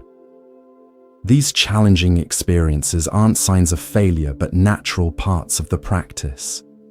Each time you notice your mind wandering and gently return to the present, you're strengthening the muscle of awareness, even if it doesn't feel like progress in the moment. Remember that Zen is not about achieving some special state or becoming a different person. It's about meeting your actual experience with awareness and kindness, whatever that experience may be. Keep it simple. As you continue in practice, you may encounter various techniques, teachings, and traditions. While exploration can be valuable, there's wisdom in keeping your practice simple, especially in the beginning. The essence of Zen practice is remarkably straightforward. Show up, pay attention, and meet what arises with awareness and compassion. Everything else is elaboration. As Zen master Shunryu Suzuki famously said, "In the beginner's mind there are many possibilities, but in the expert's there are few." Approach practice with this beginner's mind, open, curious, and free from fixed ideas about what meditation should be or what you should experience. As we draw our exploration of Zen Buddhism to a close, it's worth reflecting on the continuous, ever-unfolding nature of the path. Unlike pursuits with clear endpoints or achievements, Zen practice is never finished or completed. It's a lifelong journey of discovery and transformation. This open-ended quality can be challenging for minds conditioned to seek closure and accomplishment. We naturally want to know if we're making progress, if we're getting it right, if we're approaching some final goal. Zen gently but persistently undermines these very questions. As the 13th century Japanese Zen master Dogen wrote, "If you cannot find the truth right where you are, where else do you expect to find it?" This teaching points to the immediacy and accessibility of what we're seeking. It's not something distant to be attained after years of practice, but the very nature of this moment when seen clearly. Yet for most of us, this clear seeing doesn't happen all at once. We get glimpses, moments of unusual clarity or presence, followed by the familiar fog of habitual thinking and reactivity. The practice is to notice both the clarity and the fog with the same accepting awareness, neither clinging to special experiences nor rejecting ordinary ones. Over time, something shifts. The boundaries between practice and the rest of life begin to dissolve. We find ourselves bringing the same quality of attention to washing dishes as to formal meditation. We notice how reactive patterns that once seemed inevitable now have a little space around them, room for choice rather than automatic response. These changes may be so subtle that others notice them before we do. A friend might comment that we seem more present in conversation, less reactive to criticism, or more at ease in challenging situations. Often it's in relationship that the fruits of practice become most apparent. As our exploration of Zen Buddhism comes to a close, it's time to allow your body and mind to drift toward peaceful sleep. Let the concepts and stories we've explored settle gently in your awareness without any effort to remember or understand them. Trust that what's most valuable will remain with you, even as conscious thought relaxes into the embrace of sleep. The wisdom of Zen isn't something to be grasped intellectually but absorbed naturally, like rain soaking into the earth. As you rest, allow yourself to simply be without effort or striving. This effortless being is itself a taste of what Zen points to, the peace that's present when we stop rushing, Stop trying to become something different and allow ourselves to rest in natural awareness. Feel the weight of your body supported by the bed or surface beneath you. Notice the rhythm of your breathing, naturally flowing in and out without your conscious control. Listen to any sounds in your environment without labeling or judging them, just pure hearing. As thoughts arise, perhaps reflecting on what you've heard or planning for tomorrow, or wandering to unrelated matters, simply notice them with gentle awareness.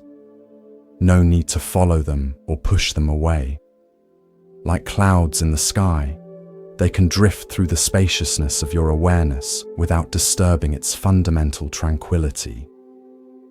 In these moments before sleep, you're practicing what Zen calls non-doing, not actively trying to accomplish anything, not even trying to fall asleep. This letting go of effort creates the optimal conditions for deep, restorative rest.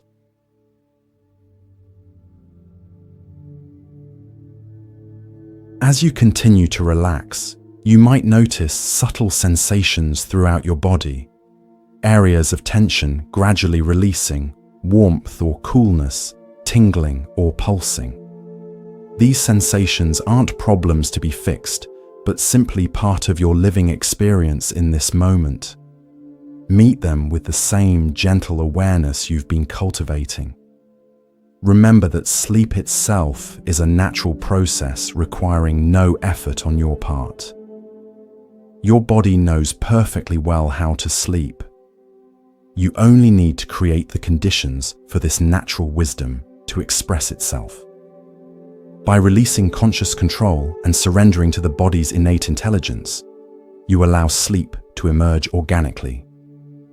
If you find that sleep doesn't come easily tonight, that's perfectly okay too. Even lying in restful awareness provides significant benefits for body and mind. Rather than struggling against wakefulness, you can rest in the peace of simply being, without adding the additional stress of worrying about sleep. In traditional Zen, there's a practice called sleeping Zen, where practitioners maintain a thread of awareness even as they drift into sleep. This isn't about controlling the sleep process, but about allowing awareness to gently accompany you into the dream world, creating a continuity of presence between waking and sleeping states. As we conclude, I invite you to let go completely of concepts, of effort, of any need to understand or remember anything from our exploration. Simply rest in the silent awareness that is reading these words, that is feeling your body, that is hearing sounds, that is always present beneath the surface of changing experience. May your sleep be deep and restorative, and may you wake refreshed, carrying the quiet insight of Zen into your new day, not as something separate from ordinary life, but as the very ground of being from which all experience arises.